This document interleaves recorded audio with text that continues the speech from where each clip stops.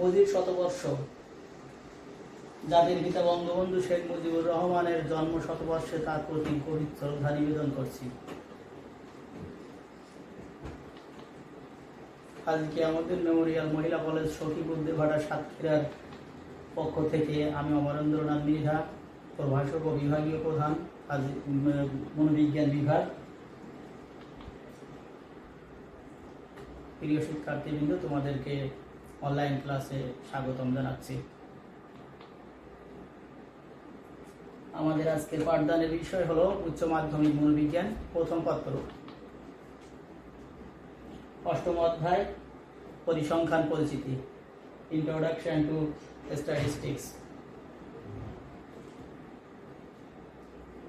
একাদশ এবং দ্বাদশ শ্রেণী উভয় শ্রেণীর জন্য এই অধ্যায়টি বিশেষ তাৎপর্যপূর্ণ।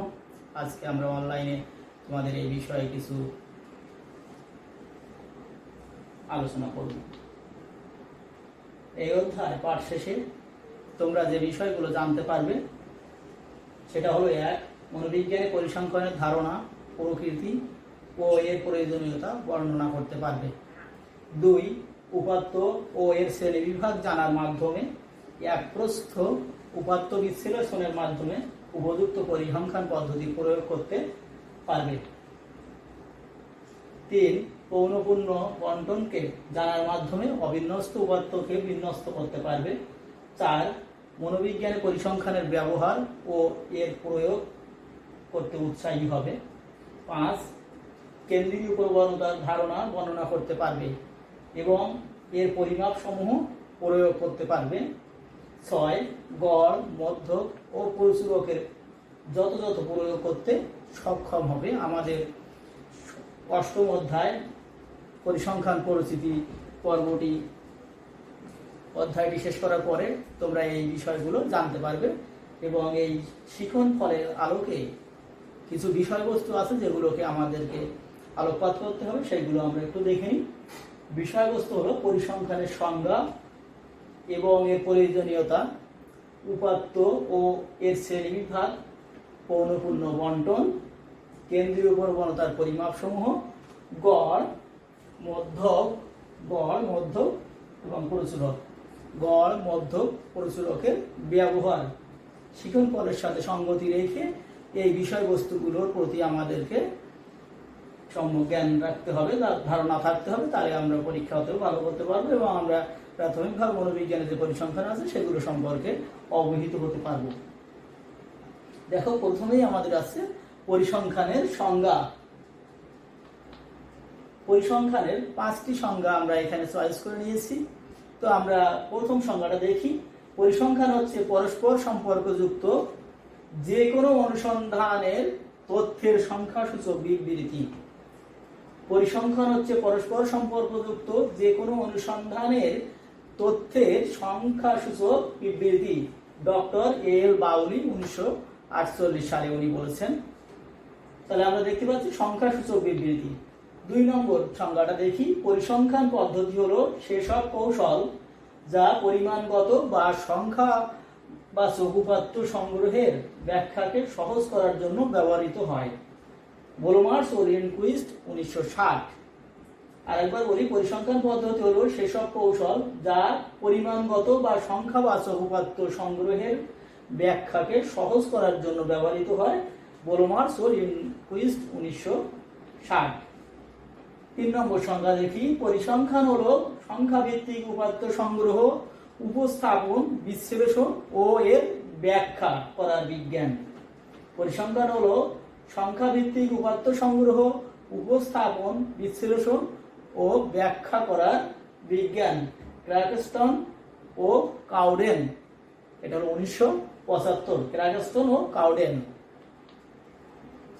4 নম্বর সংজ্ঞা। পরিসংখ্যান হলো সেই সংখ্যাবাচক প্রক্রিয়া যা ঘটনার পরিমাপ করে এবং ফলাফল তুলনা করে। জন সিরাজ 1984।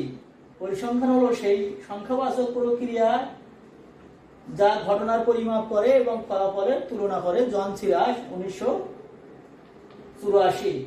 5 নম্বর সংজ্ঞা। পরিসংখ্যান হলো গাণিতিকভাবে ব্যবহৃত সংখ্যাতাত্ত্বিক উপাত্তের সন্নিবেশ, সারসংক্ষেপ ও ব্যাখ্যাকরণ ওয়াইনি ওয়াইটেন 1989। আবার বলি, পরিসংখ্যান হলো গাণিতিকভাবে ব্যবহৃত সংখ্যাতাত্ত্বিক উপাত্তের সন্নিবেশ, সারসংক্ষেপ ও ব্যাখ্যাকরণ ওয়াইনি ওয়াইটেন 1989।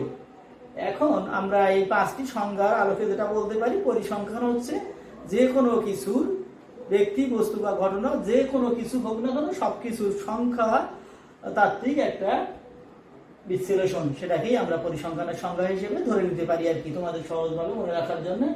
আমাদের আজকের এখানে আমরা অনেক কিছু আজকে সংক্ষিপ্ত পরিসরে তোমাদেরকে আলোকপাত করব। তাহলে প্রথম পর্যায়ে আমরা পরিসংখ্যানের সংজ্ঞাটুকু জানলাম, এরপরে দেখি আমরা কি আছে। সেটা হলো, মনোবিজ্ঞানে পরিসংখ্যান পাঠে প্রয়োজনীয়তা আছে কিনা, এই একটা প্রশ্ন থেকে যায় আমাদের। দেখি আমরা আছে কিনা। পরীক্ষণ পদ্ধতির পরিপূরক হিসেবে ব্যবহার করা হয়। মনোবিজ্ঞানে পরিসংখ্যান পদ্ধতিকে পরীক্ষণ পদ্ধতির পরিপূরক হিসেবে বা সম্পূরক হিসেবে ব্যবহার করা হয়। 2 নম্বর, সুনির্দিষ্ট নিখুঁত বর্ণনা দিতে মনোবিজ্ঞানের বিভিন্ন গবেষণার ফলাফলকে সুনির্দিষ্ট এবং নিখুঁতভাবে বর্ণনা দিতে ব্যবহার করা হয়। আবার নৈর্ব্যক্তিক ও বিজ্ঞান ভিত্তিক অনুধানের ক্ষেত্রে পরিসংখ্যানকে মনোবিজ্ঞানে ব্যবহার করা হয়। 4 নম্বর, পরীক্ষণলব্ধ তথ্যের সংক্ষিপ্তকরণ ও অর্থপূর্ণ সিদ্ধান্ত গ্রহণের জন্য। পরীক্ষণলব্ধ তথ্যের সংক্ষিপ্তকরণ ও অর্থপূর্ণ সিদ্ধান্ত গ্রহণের জন্য ব্যবহার করা হয়। 5, সাধারণ সিদ্ধান্ত গ্রহণের জন্য। 6, উপাদান বিশ্লেষণের জন্য। 7 নম্বর হলো পরিকল্পনা গ্রহণ। 8, অভিন্ন ঘটনার কার্যকারণ সম্পর্ক নির্ণয় করার জন্য। ও 9 নম্বর, প্রাপ্ত ফলাফলের ভিত্তিতে ভবিষ্যৎ সম্পর্কে অনুমান করার জন্য। তাহলে আমরা দেখি যে মনোবিজ্ঞানে পরিসংখ্যানের প্রয়োজনীয়তা আছে কিনা। সেক্ষেত্রে আমরা দেখতে পাই তো আমাদের মনোবিজ্ঞান মানুষ ও প্রাণীর আচরণ এবং মানসিক প্রক্রিয়ার বিজ্ঞান ভিত্তিক পর্যালোচনাকে মনোবিজ্ঞান বলা হয়। আর পরিসংখ্যান হলো কোনো কিছুর সংখ্যা তত্ত্বের তাত্ত্বিকভাবে প্রকাশ করা। তাহলে আমাদের মনোবিজ্ঞানের আচরণ, ব্যক্তিত্ব, সাফল্য, বুদ্ধি বা বুদ্ধাঙ্ক, এমনিতে বিভিন্ন ঘটনার যেগুলো আমাদের মনোবিজ্ঞানে পরিমাপ করা হয়, সেগুলো পরিসংখ্যানের মাধ্যমে সংখ্যাতাত্ত্বিকভাবে সেইগুলোকে আমরা উপাত্ত সংগ্রহ করা, সেগুলো প্রক্রিয়াজাতকরণ করা এবং সেগুলোর আলোকে একটা সাধারণীকরণ করা, একটা সাধারণ সূত্রে উপনীত হওয়া এবং সেই আলোকে ভবিষ্যৎ আচরণ সম্পর্কে পরিকল্পনা গ্রহণ এবং একটা সিদ্ধান্ত দেওয়া, সেই সম্পর্কিত বিষয়গুলোতে মনোবিজ্ঞানে পরিসংখ্যান কাজে আসে। এবারে আমরা পরবর্তী স্টেপে চলে যাই। পরিসংখ্যান সম্পর্কিত কতিপয় ধারণা। আমাদের মনোবিজ্ঞানের সংজ্ঞা, পরিসংখ্যানের সংজ্ঞা জানলাম, মনোবিজ্ঞানে পরিসংখ্যানের প্রয়োজনীয়তা জানলাম। এবারে আমরা দেখবো যে পরিসংখ্যান সম্পর্কিত কতিপয় ধারণা যেগুলো আমাদের এখানে পড়ানো দরকার, পড়ার আগে জানা দরকার। সেটা হলো 1, সাফল্যাঙ্ক বা স্কোর। সাফল্যাঙ্ক কাকে বলে আমরা একটু জেনে নিই। যখন কোনো ব্যক্তি, বস্তু, ঘটনা, বিষয়ের বৈশিষ্ট্য পরিমাপ করা হয়, তখন সেই ফলাফলকে সাধারণত সংখ্যা দ্বারা প্রকাশ করা হয়। ওই সংখ্যাকেই বলা হয় সাফল্যাঙ্ক। তাহলে কি হলো, ব্যক্তি, বস্তু, ঘটনা বা বিষয়ের বৈশিষ্ট্য পরিমাপ করার সময় সেই সমস্ত ফলাফলগুলোকে যখন আমরা সাধারণ সংখ্যা দ্বারা প্রকাশ করি, তখন সেই সংখ্যাটাকেই বলা হয় সাফল্যাঙ্ক। তাহলে আমরা সংখ্যাটাকে আবার বলি একটু। যখন কোনো ব্যক্তি, বস্তু, ঘটনা বা বিষয়ের বৈশিষ্ট্য পরিমাপ করা হয়, তখন সেই ফলাফলকে সাধারণত সংখ্যা দ্বারা প্রকাশ করা হয়। ওই সংখ্যাকে সাফল্যাঙ্ক বলে। আরো একবার শুনে নাও। যখন কোনো ব্যক্তি বা বস্তু বা ঘটনা বা বিষয়ের বৈশিষ্ট্য পরিমাপ করা হয়, তখন সেই ফলাফলকে সাধারণত সংখ্যা দ্বারা প্রকাশ করা হয়। ওই সংখ্যাকেই সাফল্যাঙ্ক বলে। আরেকটা বিষয় গুরুত্বপূর্ণ আমাদের জানতে হবে, সেটা হলো সারি। সারি, রো, সিরিজ বা লাইন। সারি অর সিরিজ অর লাইন, এটা সংজ্ঞা জানি আমরা। সাফল্যাঙ্কগুলোকে ক্রমানুসারে সাজানো হলে তাকে সারি বলে। সাফল্যাঙ্কগুলোকে ক্রমানুসারে সাজানো হলে তাকে বলা হয় সারি। সারি 2 ধরনের, সাফল্য অঙ্ক বলতে যেটা আমরা আগেই বলেছি, সামর্থ্য, বুদ্ধি, ব্যক্তিত্ব, আচরণের বিভিন্ন দিক। যেহেতু আমরা মনোবিজ্ঞান নিয়ে আলোচনা করছি, সেখানে পরীক্ষার ফলাফল, কৃতিত্ব বলতে পরীক্ষার ফলাফল হতে পারে, অন্য অন্য বিষয়, বয়স হতে পারে, অর্থ বিষয় হতে পারে, বিভিন্ন বিষয়ে যে সমস্ত উপাত্ত আমরা সংখ্যাভিত্তিক তথ্য যেগুলো আমরা গ্রহণ করে থাকি সেগুলো আর কি। এবার সারি দুই প্রকার আমরা বলেছি। এক, অবিচ্ছিন্ন সারি, কন্টিনিউয়াস অবিচ্ছিন্ন সারি, কন্টিনিউয়াস রো। যে সারির সাফল্য অঙ্কগুলোর মধ্যে বিরাম বা ছেদকে প্রয়োজন অনুসারে ক্ষুদ্রতর অংশে ভাগ করা যায় তাকে অবিচ্ছিন্ন সারি বলে।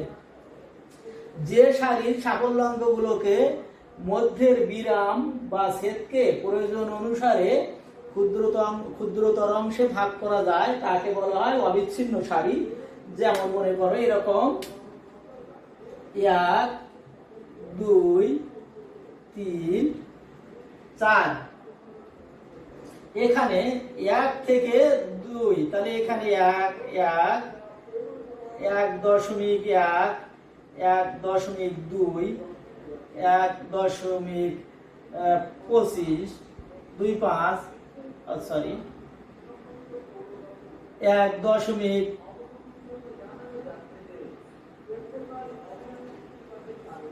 1.75 ইত্যাদি। তারপরে আসে ডট ডট দিয়ে, তারপরে আসে 2। তাহলে দেখো 1 থেকে 2 এ যেতে গেলে আমাদের এখানে 100 সংখ্যা আমরা যেতে পারি। এই যে ফাঁক বলেছি, বিরাম বা ছেদক, এই বিরাম বা ছেদক 1 2 2 এর পরে অনুরূপ 2.1 থেকে শুরু করে একেবারে 2.90 পর্যন্ত, 3 থেকে 3.1 থেকে শুরু করে 3.9 পর্যন্ত আমরা চলে যেতে পারি। এইটাকে বলা হয় আমাদের অবিচ্ছিন্ন সারি। বিরাম বা ছেদক গুলোকে প্রয়োজন অনুসারে ক্ষুদ্রতর অংশে বিভক্ত করা যায়, যেমন টাকা পয়সা, বয়স, কৃতিত্ব ইত্যাদি। এবারে আমরা বিচ্ছিন্ন সারি বা ডিসক্রিট রো, সেখানে যে সারির সাফল্য অঙ্কগুলোর মধ্যে বিরাম বা ছেদকে কখনো ক্ষুদ্রতর অংশে ভাগ করা যায় না তাকে বিচ্ছিন্ন সারি বলে। যে সারির সাফল্য অঙ্কগুলোর মধ্যে বিরাম বা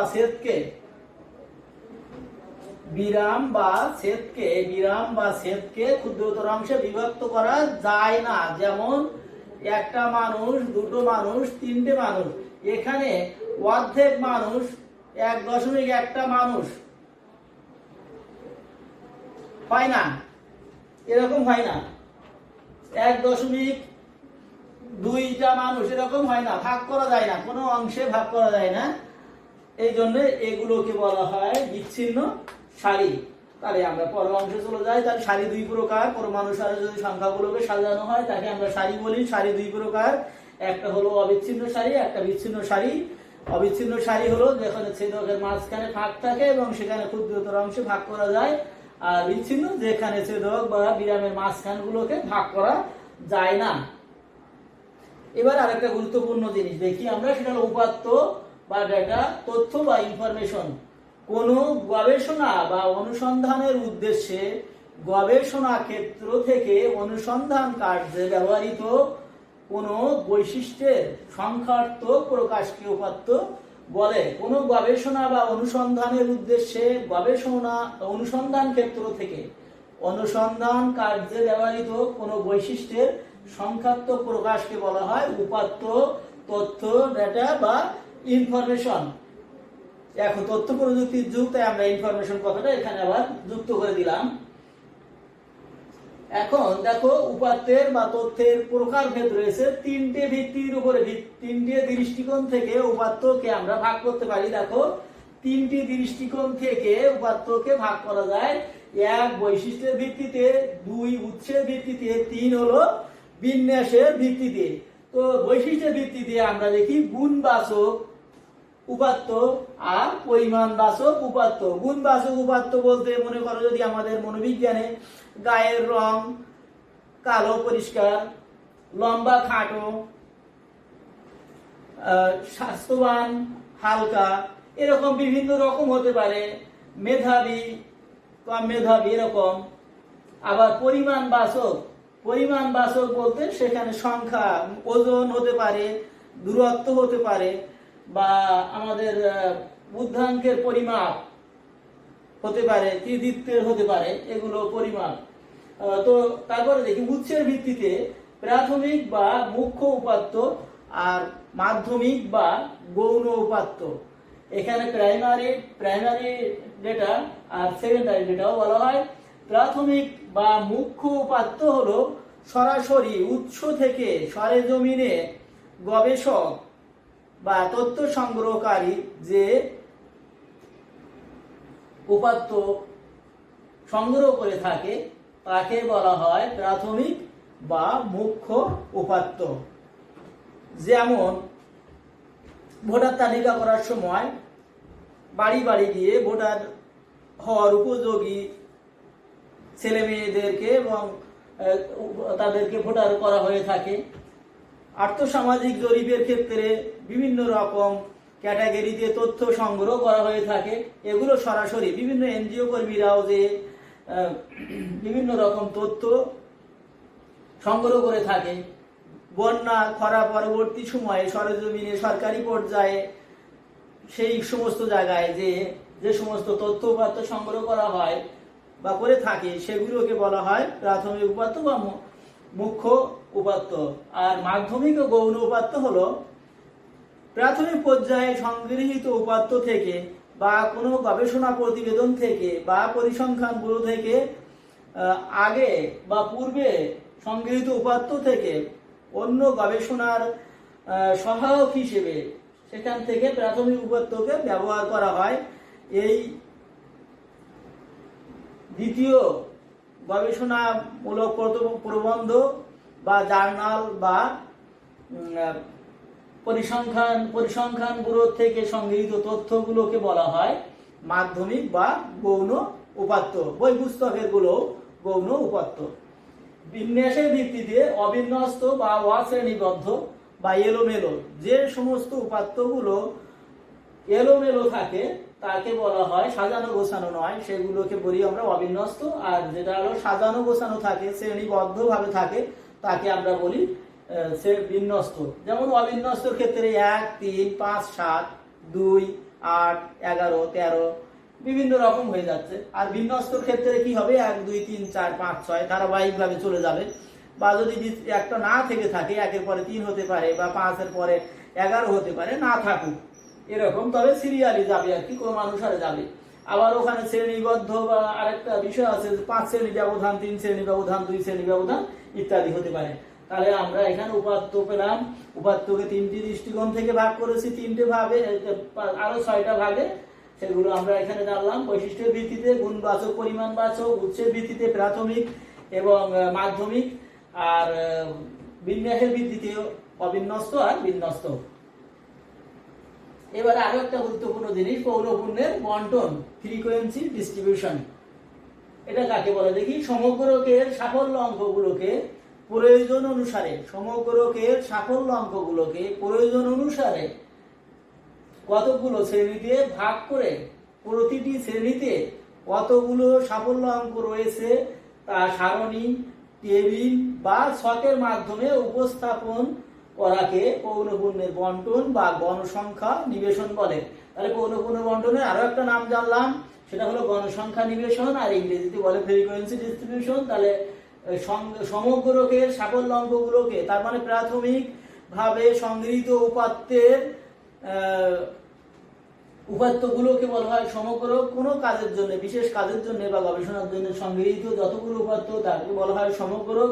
আর ওই সমস্ত সংখ্যার মাধ্যমে প্রকাশ করা হয়েছে ওইগুলোকে সাফল্যাঙ্ক। তাহলে সমগ্রকের সাফল্যাঙ্কগুলোকে প্রয়োজন অনুসারে কতগুলো শ্রেণীতে ভাগ করে প্রতিটি শ্রেণীতে কতগুলো সাফল্যাঙ্ক রয়েছে তা সারণী, টেবিল বা ছকের মাধ্যমে উপস্থাপন করাকে পৌনঃপুন্যের বন্টন বা গণসংখ্যা নিবেশন বলে। আমরা পরবর্তী স্টেপগুলোতে দেখবো, আরো সুন্দরভাবে এগুলো দেখতে পাবে, তোমরা আরো ভালোভাবে বুঝতে পারবে।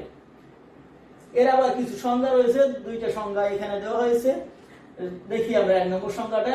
প্রতিটি শ্রেণীতে অবস্থিত সংখ্যাকে নির্দেশ করার জন্য শ্রেণীবদ্ধ বস্তুসমূহের একটি সংগ্রহ উপস্থাপনের কৌশলকে কম বেশি রীতিবদ্ধভাবে পৌনঃপুন্যের বন্টন হিসেবে সংজ্ঞায়িত করা যেতে পারে।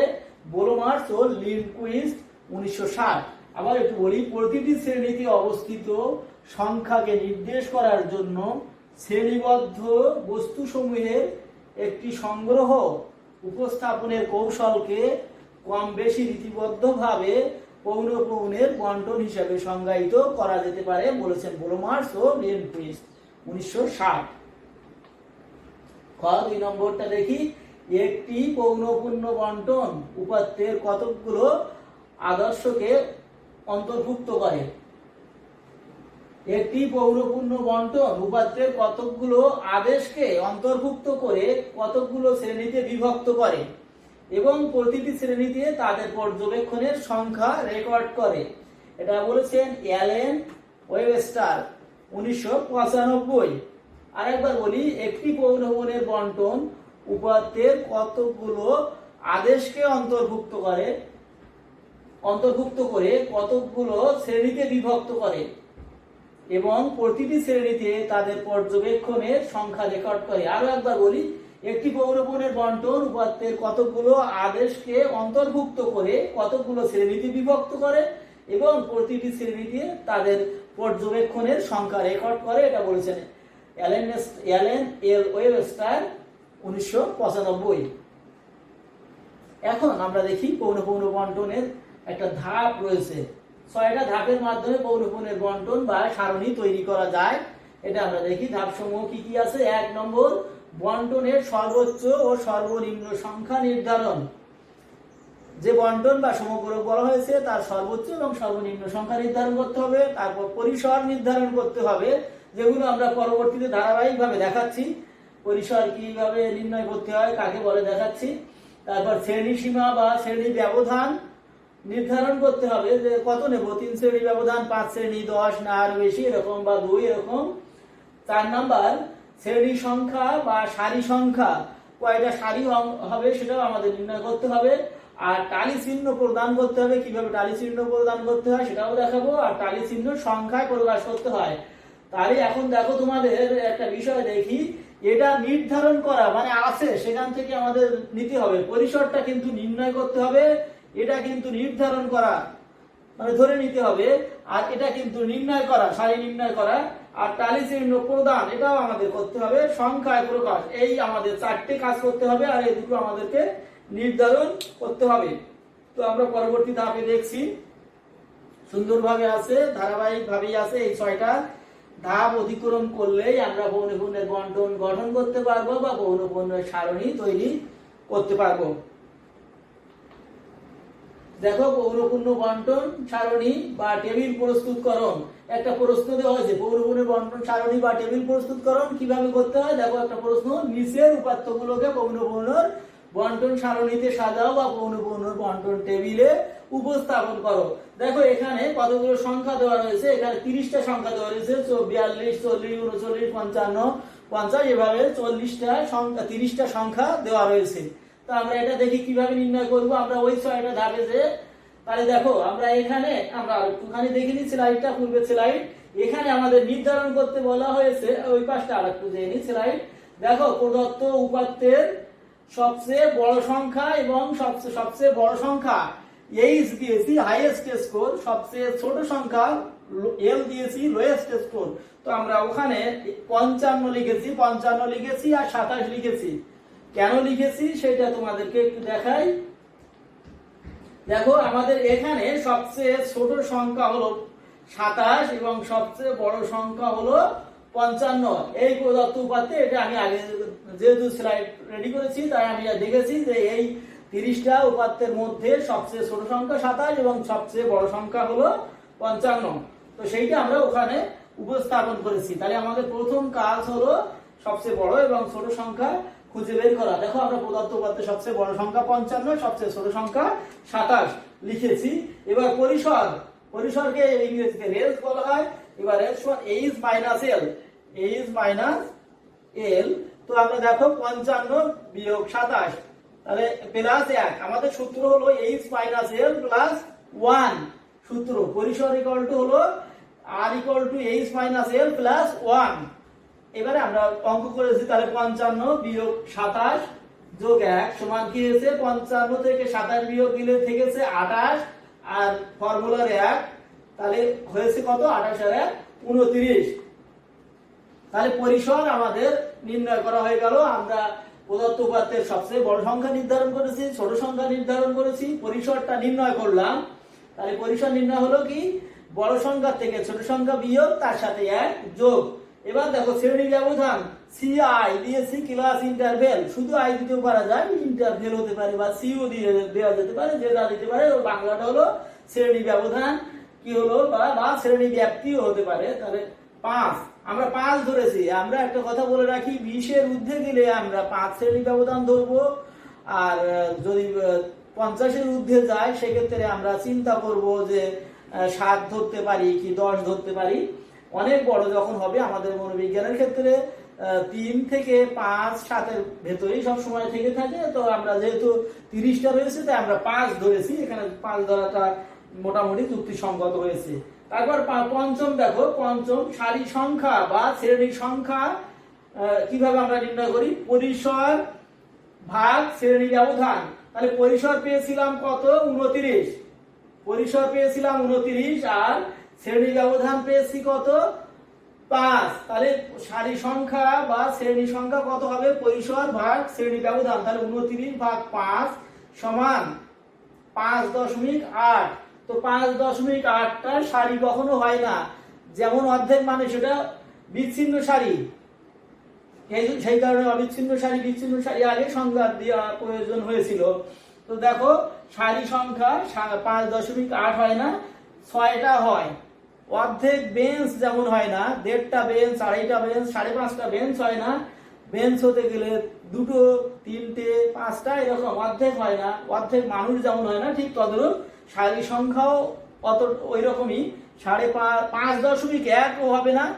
ওখান থেকে যাই হোক না কেন, 5-এর পরে বা যে কোনো কিছুর পরে যখন দশমিক এসে যাবে, সারি সংখ্যার ক্ষেত্রে পরবর্তী পূর্ণ সারিটা হবে। তো আমাদের 5.8-এর পরিবর্তে পরের ধাপে আমরা চলে গেছি 6টা সারি। আমরা তাহলে 1 2 3 4 এবং 5, 1 নম্বরে আমরা সবচেয়ে বড় সংখ্যা নির্ধারণ করেছি, সবচেয়ে ছোট সংখ্যা নির্ধারণ করেছি, পরিসরটা নির্ণয় করেছি, শ্রেণী ব্যবধান নির্ধারণ করেছি, আর সারি সংখ্যা নির্ণয় করেছি। তাহলে 1 নম্বর নির্ধারণ, 2 নম্বর নির্ধারণ, 4 নম্বর নির্ধারণ, 3 নির্ণয়, 5 নির্ণয়। এবারে আমরা আসল যে পৌনঃপুন্য বন্টন কিভাবে হয় 6 নম্বরে আমরা দেখব। স্লাইডে দেখি, দেখো এখানে 6 নম্বর পৌনঃপুন্য বন্টন টেবিল বা সারণী। এখন একটা লক্ষ্য করো যে এখানে আমি প্রথম ব্র্যাকেট দিয়েছি, স্কোরগুলোকে লিখিয়ে প্রথম ব্র্যাকেট দিয়েছি। এটা তোমাদেরকে পরীক্ষার খাতাতে লিখতে হবে না, তোমরা সরাসরি প্রশ্নপত্রে এই অংশে দাগ দিয়ে চিহ্নিত করতে পারবে, সেখানে কোনো প্রতিবন্ধকতা নেই। তো দেখো আমরা কিভাবে করি। আমরা ওখানে দেখেছিলাম কত, আমাদের সবচেয়ে ছোট সংখ্যা ছিল 27, আমরা ধরেছিলাম 5 শ্রেণী ব্যবধান। তাহলে 27 থেকে 31, 27, 28, 29, 30, 31, 5 শ্রেণী ব্যবধান। দেখো 27 থেকে 31, 32 থেকে 36, 32, 33, 34, 35, 36, 5টা সংখ্যা ক্রমান্বয়ে এভাবে বেড়ে বেড়ে সর্বশেষ 52 থেকে 56। দেখো 52, 53, 54, 55 এবং 56, 5টা সংখ্যা রয়েছে। তাহলে প্রতি শ্রেণীতে আমাদের 5টা করে সংখ্যা রয়েছে। সংক্ষেপে আমরা ওইভাবে লিখেছি, এর মধ্যে 5টা সংখ্যা রয়েছে। 52 থেকে 56 সংক্ষেপে লিখেছি 52 থেকে 56। দেখো সর্বশেষ 27 থেকে 31, 27, 28 করে 31 পর্যন্ত আছে, আমরা ওটাকে লিখেছি 27 থেকে 31 ক্রমান্বয়ে। এইভাবে আমরা নিচের থেকে উপরের দিকে গিয়েছি, ছোট থেকে বড় দিকে গিয়েছি। কোন সময় বড় বড় ছোট উপরে থেকে নিচের দিকে বড় থাকতে পারে, তাতে কোনো সমস্যা নেই। এইটাকে উল্টে দিলে এই পৌনঃপুন্য সহ উল্টে যাবে। যা হোক, সেটা কোনো বিষয় না, যেভাবে তোমরা সাজাবে সেইভাবে টালি মার্কসটা দেবে। তো এখন কিভাবে সাজাতে হয় টালি মার্কস সেইটা তোমাদেরকে দেখাবো। আর একটা জিনিস দেখো, এখানে টাইটেল আছে শ্রেণী ব্যবধান, তারপর আছে টালি চিহ্ন বা টালি মার্ক বলা হয়, আর এখানে আছে পৌনঃপুন্য। এটাও থাকার কথা ছিল না, কিন্তু এটা আমি লিখে এনেছি। আর এখানে টালি মার্কসটা দেবো আর ওইগুলো গুনে ওখানে বসাবো, দেখবা কিভাবে মিলে যায় সেটা তোমরা লক্ষ্য করবা। তো দেখো আমরা কিভাবে টালি মার্কস দিতে হয় সেটা তোমাদেরকে দেখাই। এখানে আছে 42 সংখ্যাটাকে তোমরা কোশ্চেনে কাটবে, প্রশ্নে কাটবে এবং দেখবে যে 42টা এখানে কোথায় আছে। তা দেখো 42 থেকে 46 তাহলে এখানে আছে, এই ঘরের মধ্যে রয়েছে, এক দিলাম। 40 সংখ্যাটা কোথায় আছে, 37 থেকে 41 এখানে আছে। টালি মার্কস এভাবে দিতে হয়। 39 আছে কোথায়, 37 থেকে 41 এই ঘরের মধ্যে আছে। দেখো 55 সংখ্যাটা কোথায় রয়েছে, 52 থেকে 56 ঘরের মধ্যে রয়েছে। 50 কোথায় রয়েছে, 47 থেকে 51 এই ঘরের মধ্যে আছে। 47 সংখ্যাটা কোথায় আছে, 47 থেকে 51 এই ঘরের মধ্যে রয়েছে। 46 কোথায়, 42 থেকে 46 এই সারির মধ্যে রয়েছে। 39 কোথায় রয়েছে, দেখো এখানে 39 37 থেকে 41 এই ঘরের মধ্যে আছে। 36 কোথায় আছে, 36 আছে 32 থেকে 36 এই ঘরের মধ্যে আছে। 40 কোথায় আছে, 37 থেকে 41 ঘরের মধ্যে আছে। 41 আবার ওখানে, এবারে কথাটা হলো 41 এখানে কেটেছি, 41 কোথায় আছে, 37 থেকে 41 এটা আলাদা ভাবে এখানে ঘর যাবে না, এইটাকে বান্ডেল করে দিতে হবে। এভাবে একটা চারটে সংখ্যা পাওয়ার পরে আবার যখন সেই সারিতে আরেকটা আসবে, সেই শ্রেণীতে আরেকটা পড়বে সংখ্যা, তখন আমরা পঞ্চম দাগটা এভাবে আমরা একটা বান্ডিল তৈরি করে দেব। এবারে দেখি 52 কোথায় আছে, 52 প্রথমটা আছে, 52 থেকে 56 এই ঘরে আছে। 31 আছে কোথায়, নিচে 27 থেকে 31। দেখো 30 আছে কোথায়, ওই ওখানেই আছে, 27 থেকে 31 এর মধ্যে 30 রয়েছে। 40 আছে 37 থেকে 41 এই ঘরের মধ্যে। দেখো একটু দূরত্বে আরেকটা টালি দিলাম, আরেকটা টালি পেয়েছি 37 থেকে 41 শ্রেণীর মধ্যে। এবারে 6 নম্বরটা আমরা একটু ফাঁকা করে দেব। এবারে দেখো 27 কোথায় আছে, 27 থেকে 31 এখানে রয়েছে। এবার আছে 46 42 থেকে 46।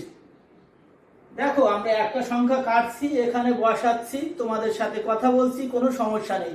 তোমরা পরীক্ষার খাতাতেও এভাবে এটা টালি মার্কস দেওয়ার পরে তুমি একটা ওখানে যখন কাটবা এটা বসিয়ে নিয়ে তারপর তুমি অন্য কোনো চিন্তা ভাবনা বা অন্য দিকে দেখতে পাচ্ছ, কিন্তু যতক্ষণ এখানে কেটে এখানে না বসাচ্ছ ততক্ষণ পর্যন্ত তোমাকে অন্যমনস্ক হওয়া চলবে না। এইটা শুধু স্মরণ রাখবে, তাহলে অঙ্ক ভুল হওয়ার কোনো সম্ভাবনা নেই। এবং যে সংখ্যাটা তুমি ওখানে দেখবা সেইটা যত সারিতে বসাচ্ছ কিনা এইটা শুধু খেয়াল রাখবা, এইটা হলো বিষয়। তাহলে দেখো 44 সংখ্যাটা কোথায় আসছে আমাদের, 44 42 থেকে 46 এই সারির মধ্যে আসছে। 36 কোথায় আছে, 32 থেকে 36 এই সারিতে। 31 27 থেকে 31 এখানে আছে। 38 কোথায় আছে, 37 থেকে 41 এই সারিতে আছে। আর 46 কোথায় আছে, 42 থেকে 46 এই সারিতে। দেখো এখানে আবার 5টা হয়ে গেছে, 5টা হলে আমরা আর একটা বান্ডেল করে দেব, আলাদা দাগটা দেব না, ষষ্ঠ থেকে আর আলাদা দাগ শুরু করব। 44 কোথায় আছে, 42 থেকে 46 এই সারির মধ্যে একটু ফাঁকা দিয়ে শুরু করব। 48 কোথায় আছে, 47 থেকে 51 এখানে যাচ্ছে। এবার 49ও আছে, 47 থেকে 51 এখানে আছে, 49 সংখ্যাটা রয়েছে। 42 কোথায় আছে, দেখো 42 থেকে 46 এই সারির মধ্যে আছে। 30 কোথায় আছে, 27 থেকে 31 এখানে আরেকটা বান্ডিল হয়ে গেল। 27 থেকে 31 এর মধ্যে আছে, একটা বান্ডিল হয়ে গেল। এবার 41 কোথায় আছে, 37 থেকে 41। আবার আছে 31 কোথায় আছে, যে 27 থেকে 31 একটু দূরত্ব দাগটা দেব। তারপর আর একটা মাত্র সংখ্যা আছে 42 কোথায় যাবে, 42 থেকে 46 এই ঘরে যাবে। এইবারে দেখো তোমরা একটুখানি লক্ষ্য করো যে ওই পাশে পৌনঃপুন্য গুলো দেওয়া আছে, দেওয়ার কথা ছিল না, কিন্তু আমি এগুলো দিয়ে নিয়ে আসছি যাতে ভুলের সম্ভাবনা না থাকে, যে আমাদের সঠিক হলো কিনা সেটা বুঝতে পারবো আমরা। যদি আমাদের এখানে কম হতো তাহলে ওখানে আমরা বুঝতে পারতাম। এই দেখো এখানে 1 2 এই সংখ্যাটাকে সংখ্যা প্রকাশ করে দিলাম, এই টালি মার্কসটাকে আমরা সংখ্যা প্রকাশ করেছিলাম। 1 2 দুটো টালি চিহ্ন আছে, এখানে 2 বসিয়ে দিলাম পূর্ণতে। এখানে আছে 1 2 3 4, এই দেখো 4 বসিয়ে দিয়েছি। এখানে আছে কয়টা, এই টালি যে এই বান্ডিল এখানে আছে 5টা, এটাকে গুনবো না, 5 এর পরে 6 7 8, তাহলে একটা বান্ডিল মানে 5, সবসময় বান্ডিল মানে 5। তারপরে আছে 1 2 3, তাহলে 8, 5 আর 3 8। তারপরটা দেখো একটা বান্ডিল মানে 5, তারপরে আছে 1 2 3, 5 আর 3 8, 8 বসিয়েছি দেখো পুনর ঘরে। এটা তোমরা এইভাবে বসাবে। এটা দেওয়ার পরে ওখানে গুণিয়ে যদি 30টা হয়, আমরা এর মধ্যে কিন্তু মোট 30টা সংখ্যা রয়েছে, এখানে সর্বমোট 30টা সংখ্যা আছে, সেজন্য আমরা 5 শ্রেণী ব্যবধান নিয়েছিলাম, সেটাও বলেছি। এবার দেখো এখানে আছে 1 2, এই 2 বসিয়ে দিয়েছি। এখানে আছে দেখো একটা বান্ডিল মানে 5, আর একটা বাড়তি আছে টালি, তাহলে 6। এগুলো যোগ করেছি, যোগ করার একটা সিস্টেম দেখো, 1 2 3, 3টি বান্ডিল, অর্থাৎ কিনা 3 এ 5 15, আর এরপরে থাকবে কত হয় সেটা আমরা দেখবো। 1 2 3, 3টি বান্ডিল 15 16 17 18 19 20 21 22 23 24 25 26 27 28 29 30। আমাদের দেখো সেই 30 মিলে গেছে। এই দেখো এখানে n = 30, মোট সাফল্যাঙ্কগুলোর মোট সংখ্যা হলো 30। আমরা এখানে মোট সংখ্যা রয়েছে 30টা, এই দেখো 30টা হয়েছে। তাহলে এগুলো যখন সংখ্যা প্রকাশ করেছি 2 4 8 8 2 6, এগুলোকে যোগ করলে হয় আমাদের 30। তাই এই হলো আমাদের পুনর্বণ্টন সারণীর শেষ অবস্থান হলো এইটা। কিভাবে সাজাতে হয় এই। এখন তোমাদেরকে আরেকটা পার্থক্য আছে এখানে, এখানে একটা ব্যতিক্রম আছে, এইটা তোমাদেরকে আমি এখন দেখাবো। এখানে এই যে 30টা উপাত্ত আছে, 30টা স্কোর আছে, এইগুলোকে আমরা কি করছি দেখো, তোমাদেরকে আবার একটু ব্যাকে যেয়ে দেখিয়ে আসি, তাহলে তোমরা ভালোভাবে বুঝতে পারবে। দেখো এখানে আমরা ধরেছিলাম সবচেয়ে বড় সংখ্যা হাইয়েস্ট স্কোর, সবচেয়ে ছোট সংখ্যা প্রদত্ত উপাত্তের 27 ছিল আর 55 ছিল। এক্ষেত্রে আমরা কিন্তু প্রদত্ত উপাত্ত থেকে নির্ধারণ করেছি। এই দেখো প্রদত্ত উপাত্তে কথাটা লেখা রয়েছে, আর এখানে শ্রেণী ব্যবধান কিন্তু 5 ধরে নিয়েছি আমরা আমাদের মতো করে, যেহেতু বলেছি যে 20-এর নিচে হলে বা 20 পর্যন্ত হলে বা 30 পর্যন্ত হলে আমরা 5 শ্রেণী ব্যবধান নেব এরকম, সেই জন্য, বা ঊর্ধ্বে গেলে 7 10 আরো বিভিন্ন রকম শ্রেণী ব্যবধান হতে পারে। তবে মনোবিজ্ঞানের ক্ষেত্রে বলেছি 2 3 4 5 7-এর মধ্যে সীমাবদ্ধ থাকে উচ্চ মাধ্যমিকে। এই দেখো তাহলে আমরা দুটো ওখান থেকে প্রদত্ত উপাত্ত থেকে, এবার যদি বলা থাকে যে সবচেয়ে ছোট সংখ্যা এত বা এত শ্রেণী ব্যবধান ধরে, সেক্ষেত্রে কেমন আসে সেই ব্যতিক্রমটা তোমাদের আমি দেখাবো। এই দেখো প্রশ্নটা একটু দেখো। প্রশ্নে নিম্নের উপাত্তগুলোর আরম্ভ সংখ্যা দেওয়া রয়েছে 25। একই উপাত্ত ছিল, আমাদের সবচেয়ে ছোট সংখ্যা ছিল কত? সবচেয়ে ছোট সংখ্যা ছিল আমাদের 27, কিন্তু এখানে না, এখানে বলা হয়েছে যে আরম্ভ সংখ্যা 25। 27 নিলে হবে না, আরম্ভটা আমাদের করতে হবে, শুরুটা করতে হবে হলো 25 দিয়ে। আর শ্রেণী ব্যবধান করতে হবে কত? 5 শ্রেণী ব্যবধান ধরে। আমরাও 5 শ্রেণী ব্যবধান ধরে নিয়েছিলাম, কারণ ওই রকম স্কোরের জন্য 5 শ্রেণী ব্যবধান হয়। কিন্তু এখানে আমরা ধরে নেওয়া, আর এখানে বলে দিয়েছে যে নিম্নের উপাত্তগুলোর আরম্ভ সংখ্যা 25 এবং শ্রেণী ব্যবধান 5 ধরে পুনর্বণ্টন সারণী বা টেবিল বা ছক প্রস্তুত করো বা সাজাও। সেটাতে আমাদের হাইয়েস্ট স্কোর 55। এই দেখো এখন এই ব্যতিক্রমটা কিভাবে হয় সেইটা আমরা দেখব। ব্যতিক্রমটা দেখি আমরা। এই দেখো প্রদত্ত উপাত্তে আগে কি ছিল সেটা আছে সমাধান। 1 নম্বর, প্রদত্ত উপাত্তে সবচেয়ে বড় সংখ্যা 55 বহাল রয়েছে, কোনো ব্যত্যয় ঘটে নাই।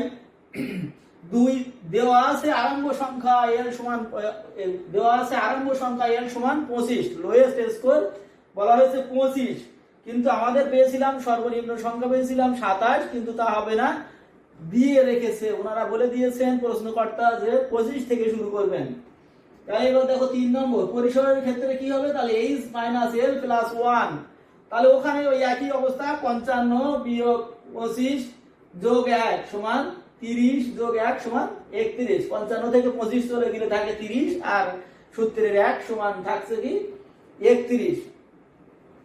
তোমরা এখানে একটা প্রশ্ন করতে পারো, এই একটা কেন, এই একটা জন্ম তারিখ নির্ণয় করার মতো, ওই মূল মোট স্কোর থেকে বিয়োগ করার কারণে ওই একটা সংখ্যার ঘাটতি পড়ছে, তাই ওই সংখ্যাটাকে পূর্ণ করার জন্য 1 দিয়ে যোগ করতে হয়, যেমন বয়স নির্ধারণের ক্ষেত্রে করতে হয়।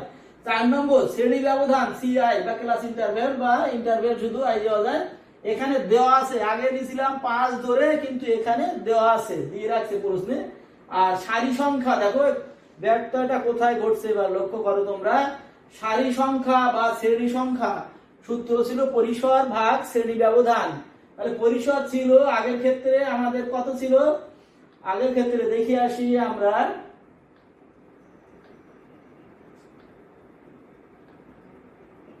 আগের ক্ষেত্রে দেখো সারি সংখ্যা পেয়েছিলাম 29 ভাগ 5 সমান 5.8, বা ওই অবিচ্ছিন্ন সারি বিচ্ছিন্ন সারি বলে এটা আমাদের হয়েছিল 8, সরি 5.8 এর জায়গায় আমরা 6টা সারি নিয়েছিলাম। এবার দেখো আমরা ওখানে যেটা আমরা পাচ্ছি, কি পাচ্ছি দেখি, এখানে দেখো 29 এর জায়গায় আসছে 31, এখানে 30 এর জায়গায় 29 হয়েছিল, এখানে আসছে 31, আর ভাগ 5 সমান 6.2। আর বলেছি যে সারি সংখ্যা কখনো ফ্র্যাকশন হয় না, ভগ্নাংশ হয় না, এই জন্য এটা হলো 7টা সারি হবে।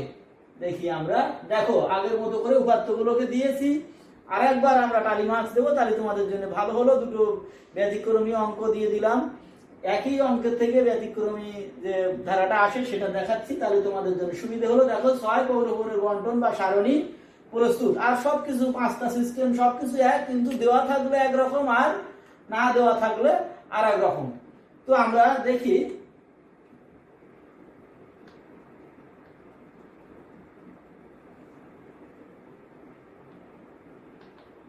আমাদের একটুখানি ডিস্টার্ব হয়ে গেছে ওটা।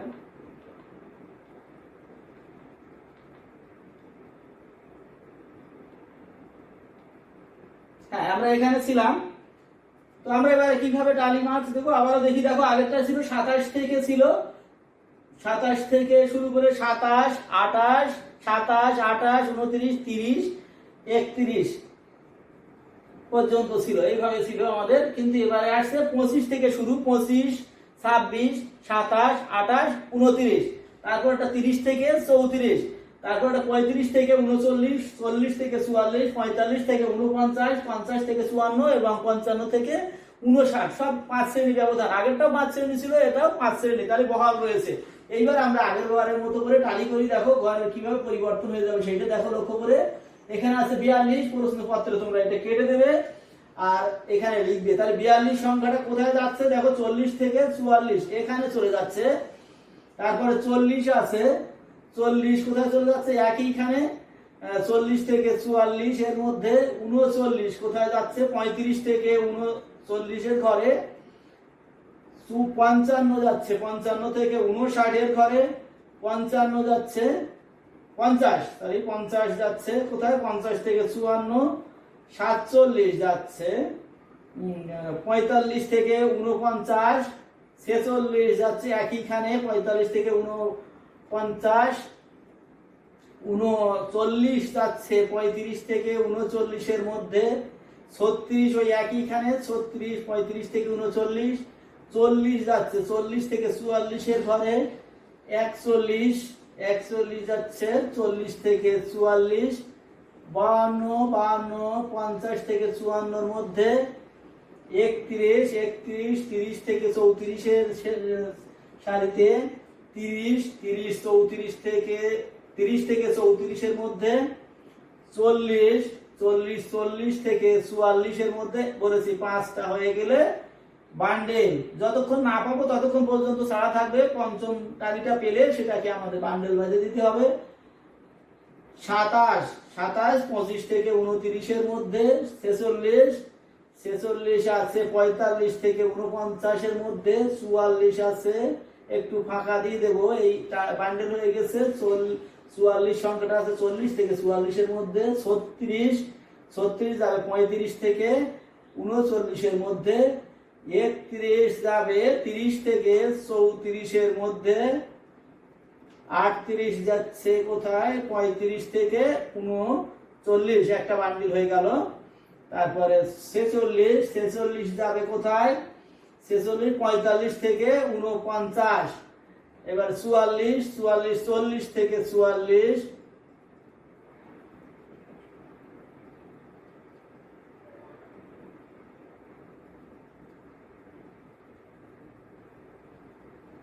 এবার ওটা দিয়ে দিয়েছি। তারপরে 48 যাচ্ছে আমাদের 44 থেকে 49, এটা একটা বান্ডেল হয়ে গেল।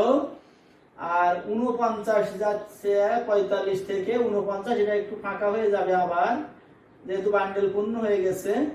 তারপরে 42 যাচ্ছে 40 থেকে 44-এর মধ্যে, আর 30 যাচ্ছে 34, 30 থেকে 34, এখানে 41 যাচ্ছে আমাদের কোথায় 41, 40 থেকে 41, এই ঘরের মধ্যে।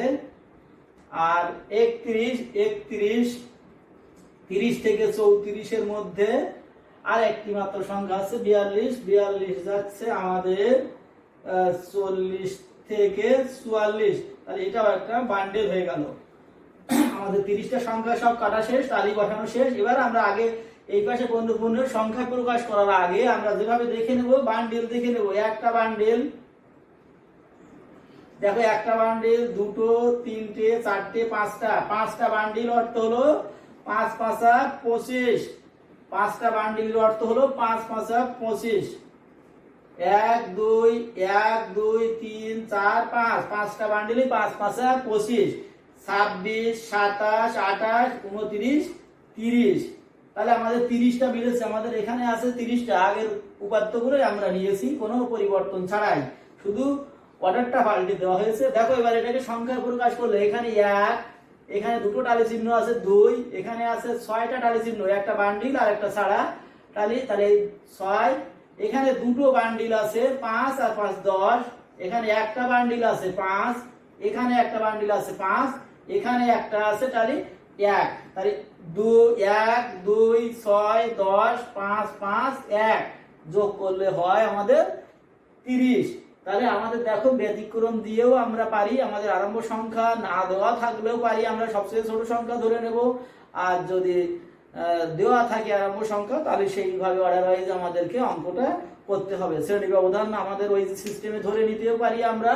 আবার যদি ধরে দেওয়া থাকে যে এত ধরতে হবে 5 3 2 3 7, তাহলে আমরা যেভাবে বলা থাকবে সেভাবে আমরা ধরে অঙ্কটা কমপ্লিট করব। এটাই গেল আমাদের পৌনঃপুন্য বন্টন সারণী বা টেবিল প্রস্তুত করার পদ্ধতি গেল।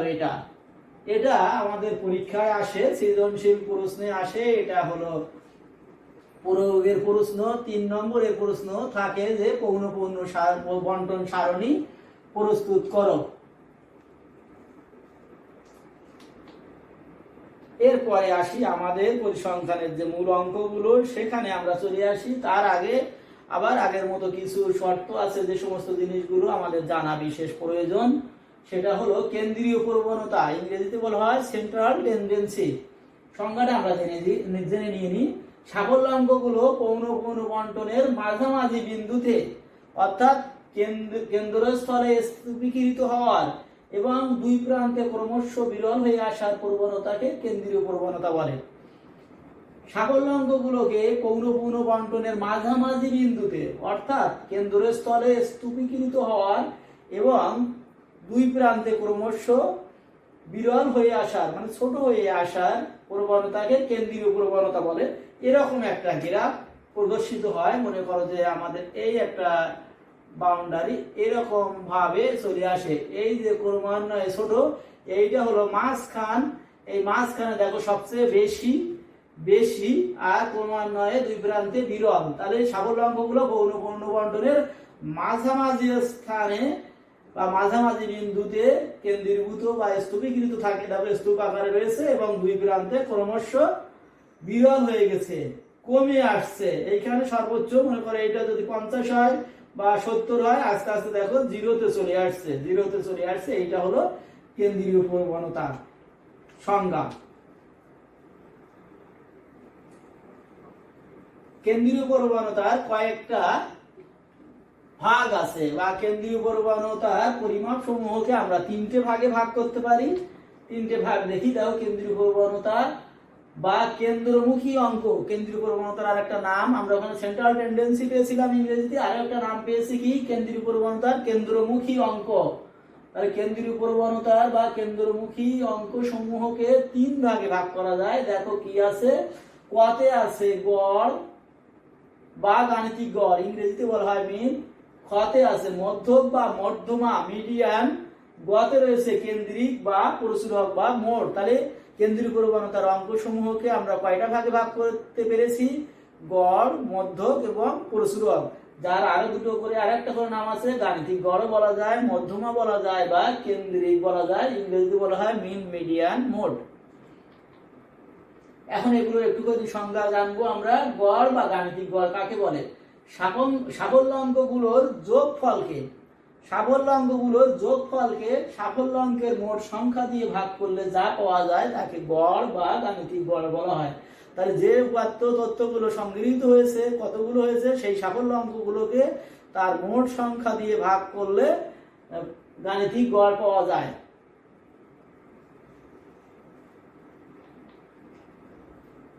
দেখো এখন অবিন্যস্ত উপাত্তের গড় নির্ণয়ের সূত্র।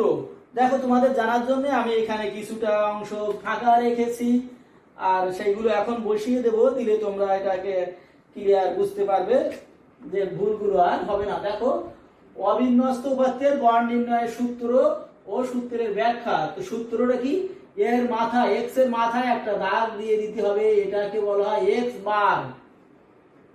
এক্স এর মাথাতে একটা দাগ দিয়ে দিতে হবে, এটাকে বলা হয় এক্স বার। আমরা কি নির্ণয় করছি, অবিন্যস্ত উপাত্তের গড়।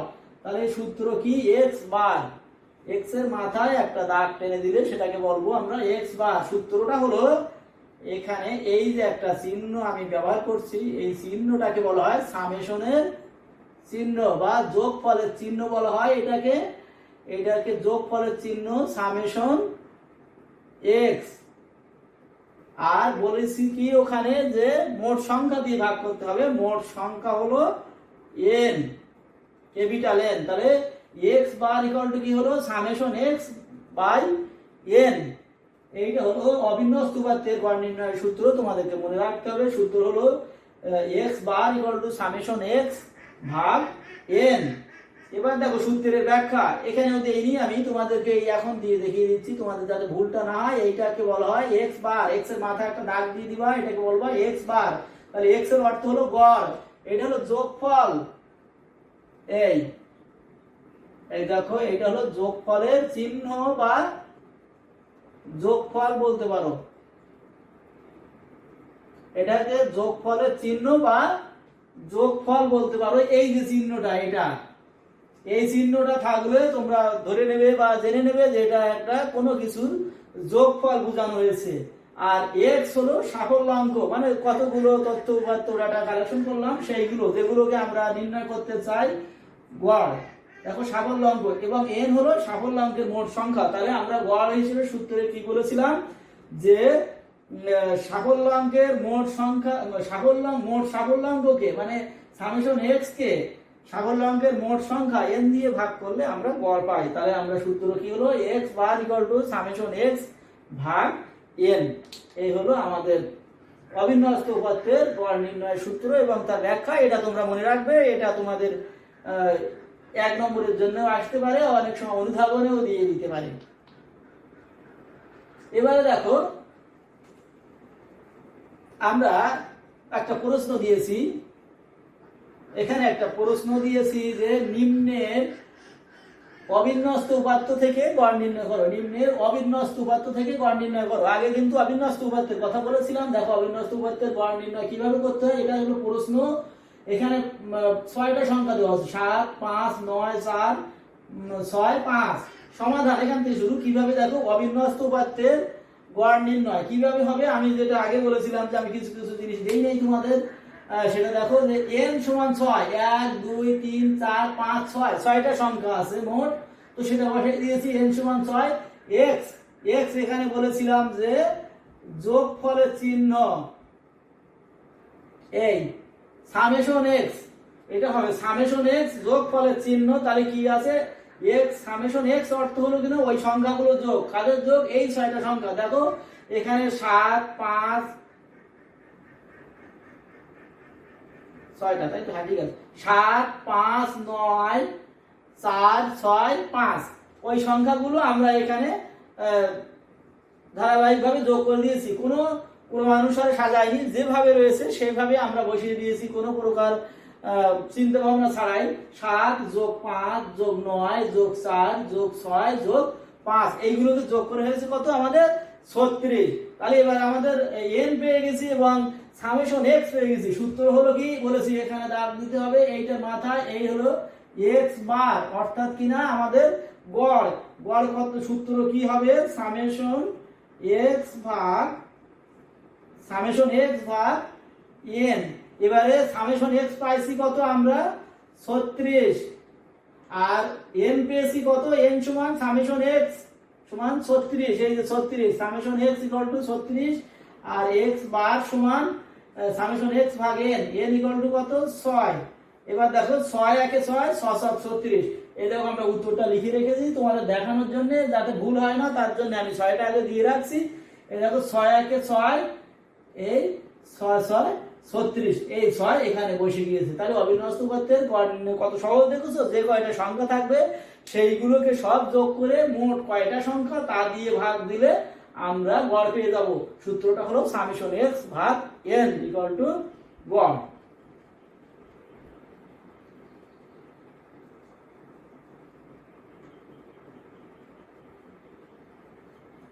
আমরা পরবর্তী স্লাইডে যাই। এবার দেখো আগে অবিন্যস্ত থেকে কিভাবে গড় নির্ণয় করতে হয় সেটা আমরা সূত্রের ব্যাখ্যা এবং অঙ্ক করে জানালাম। এরপরে এবারে দেখো বিন্যস্ত উপাত্তের গড় নির্ণয়ের সূত্র এবং সূত্রের ব্যাখ্যা আমরা ধারাবাহিকভাবে এই অধ্যায়টা শেষ করব।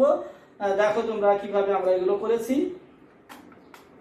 তো সূত্র এখানেও দেখো আমি লিখি নাই, বিন্যস্ত উপাত্তের গড় নির্ণয়, এখানে এই মাথায় একটা দাগ আমি দেইনি তোমাদের দেখানোর জন্য। এই ভুলটা প্রায় সময় হয়ে থাকে অন্য মনস্ক থাকা অবস্থা বা পরীক্ষার সময় মাথায় চাপ থাকার কারণে। তো x বার এই কথাটা যেন কখনোই ভুল বানান সূত্র। এবারে দেখো এখানে সামেশন x, ও এখানে বিন্যস্ত উপাত্তের সামেশন x হবে না, আগেটা শুধু x ছিল, এটা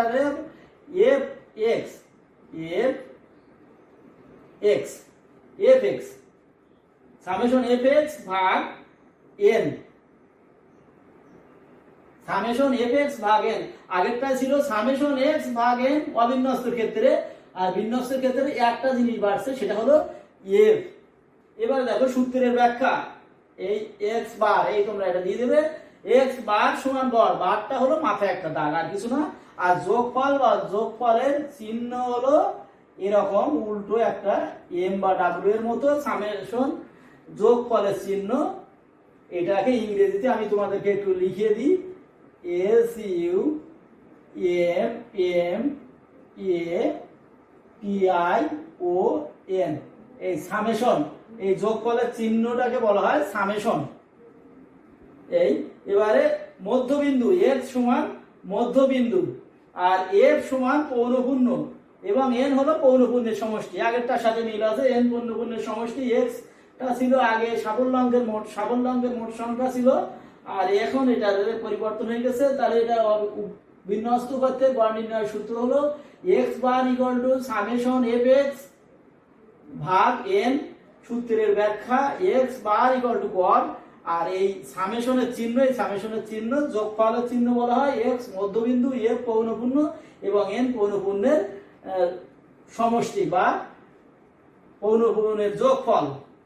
সমষ্টিকে যোগফলও আমরা বলতে পারি। আর সামেশন SUMMATION সামেশন, এই কথাটা মনে রাখলে ভালো হবে তোমাদের, যে জিনিসটা আসলে কি। এবারে দেখো আমরা অঙ্ক দিয়েছি, আগে অবিন্যস্ত থেকে অঙ্ক করতে দিয়েছিলাম, এবার দেখো বিন্যস্ত থেকে কিভাবে দিয়েছি। প্রশ্ন নিম্নোক্ত টেবিল থেকে গড় নির্ণয় করো। এই প্রশ্নটা এইভাবেই দেওয়া থাকবে, এই টেবিলটা দেওয়া থাকবে তোমাদের, প্রশ্নে দেওয়া থাকবে কেমন, শ্রেণী ব্যবধান থাকলো আর পৌনঃপুন্য থাকলো।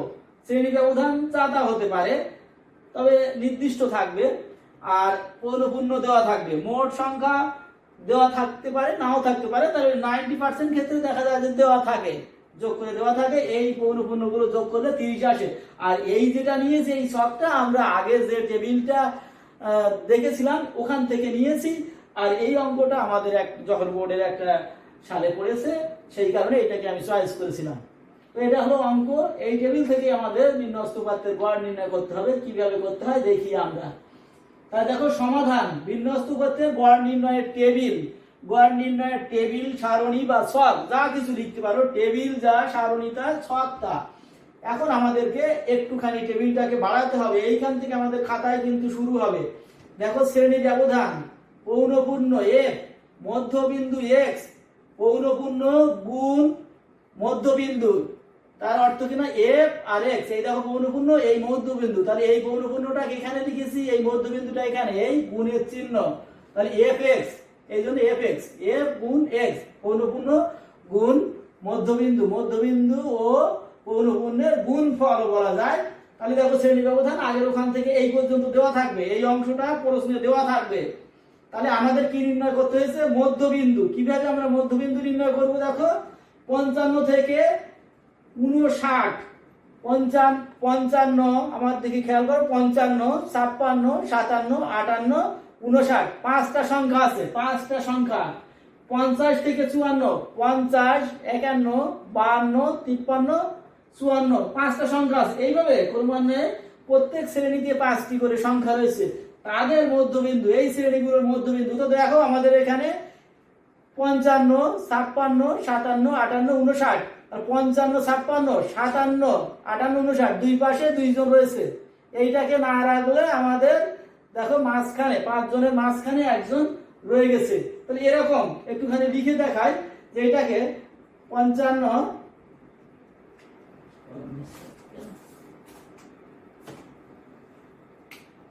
55, 56, 57, 58, 59, এই দেখো এখানে মাঝখানে একজন রয়ে গেছে, এপাশে দুজন, ওপাশে দুজন, এইটাই বলা হয় মধ্যবিন্দু। যদি বিজোড় থাকে তাহলে মধ্যবিন্দু পাওয়াটা আমাদের খুব সহজ হয়ে যায়। আর যখন বিজোড় না থাকে, জোড় থাকে, তখন মধ্যবিন্দু পেতে গেলে দশমিক চলে আসে। তো মনে করো যদি আমাদের এখান থেকে 59টা না থাকতো, তাহলে এই দুটো, তাহলে আমাদের এইখান থেকে এই দুটো আর এবার এই দুটো, তাহলে এই দুটোকে যোগ করে ভাগ করতে হতো। তো আমাদের প্রায় ক্ষেত্রে, প্রায় কি শতভাগ ক্ষেত্রে আমাদের এরকম বিন্যস্ত উপাত্ত থেকে দিলে কখনো দশমিক আসে নাই, আসার সম্ভাবনা একেবারে কম, কিন্তু তারপরে তোমাদেরকে বিষয়টা বলে রাখলাম। তাহলে দেখো এখানে, দেখো এখানে কত এসেছে, 57, 55 থেকে 59, 57 এসেছে। 55, 56 চলে গেল, মাঝখানে 57, এপাশে 58, 59, তদরূপ ভাবে 50, 51 চলে যাবে, থাকবে 52, ওপাশে 53, 54 থাকবে। 45 থেকে 49, এখানে দেখো 45, 46 থাকবে, 47 হলো মাঝখানে, ওপাশে 48, 49 দুইজন। এইভাবে 40 থেকে 44 এর ক্ষেত্রে 42, 35 থেকে 39 এর ক্ষেত্রে 37, 30 থেকে 34 এর ক্ষেত্রে 32, এবং 25 থেকে 27 এর ক্ষেত্রে 27। দেখো 25, 26 চলে গেল, এক পাশে 25, 26, আর তারপর 27, ওপাশে 28, 29।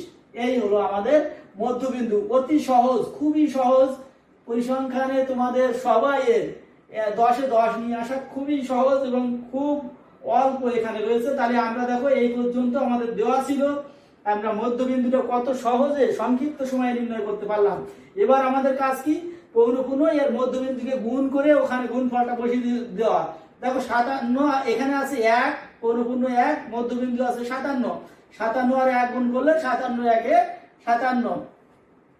দেখো এখানে আছে পৌনঃপুন্য 2, মধ্যবিন্দু আছে 52, তাহলে 52 আর 2 গুণ করলে কত হচ্ছে, 104। 50 2 গুণে 100, আর 2 2 গুণে 4, 104। এবার 6 গুণ 47, পৌনঃপুন্য আছে 6, মধ্যবিন্দু আছে 47, এটাকে গুণ করলে আসে কত, 282। আর তারপরে আছে 10 গুণ 42, মানে পৌনঃপুন্য 10, মধ্যবিন্দু আছে 42, তাহলে এই দুটোকে গুণ করলে আসে আমাদের কত, 400 20, 42 গুণ 10, তাকে 10 দিয়ে গুণ করা হয়, তারপরে একটা সংখ্যা, তাহলে 42 গুণ 10, তার মানে 42 এর পরে একটা শূন্য, তাহলে 420। তারপরে আছে কত, 5 আছে পৌনঃপুন্য, মধ্যবিন্দু আছে 37, 5 আর 37 কে গুণ করলে হয় 185। আর পরে আছে পরের শ্রেণীতে 30 থেকে 34 শ্রেণীতে পৌনঃপুন্য 5, মধ্যবিন্দু 32, 5 আর 32 গুণ করলে হয় 160। আর সর্বশেষ 25 থেকে 29 আছে পৌনঃপুন্য 1 আর মধ্যবিন্দু 1, তাহলে 1 আর 27 গুণ করলে 27 একে 27। এইগুলোকে সব, এরা সবাই পৌনঃপুন্য এবং মধ্যবিন্দুর গুণফল, প্রত্যেকেই এই দুটো এই একটা সারিতে পৌনঃপুন্য এবং মধ্যবিন্দুর গুণফলগুলো আমরা এখানে বসিয়ে গিয়েছি। এবারে এই সব এফএক্স গুলোকে যোগ করে এখানে বসাইছি। এই চিহ্নটা আমি তোমাদের দেইনি, দেখাবো বলে এই চিহ্নটা আমি তোমাদেরকে দেই নাই, এখানে আমি এখন দেখিয়ে দিচ্ছি। এই চিহ্নটা সেই সামেশনের চিহ্ন। এই চিহ্নটা দেওয়ার অর্থ হলো কিনা, এই এফএক্স গুলোর যোগফল, এই দেখো এফএক্স এখানে লিখছে, এই এফএক্স এই চিহ্নটা দেওয়ার অর্থ হলো যোগফল।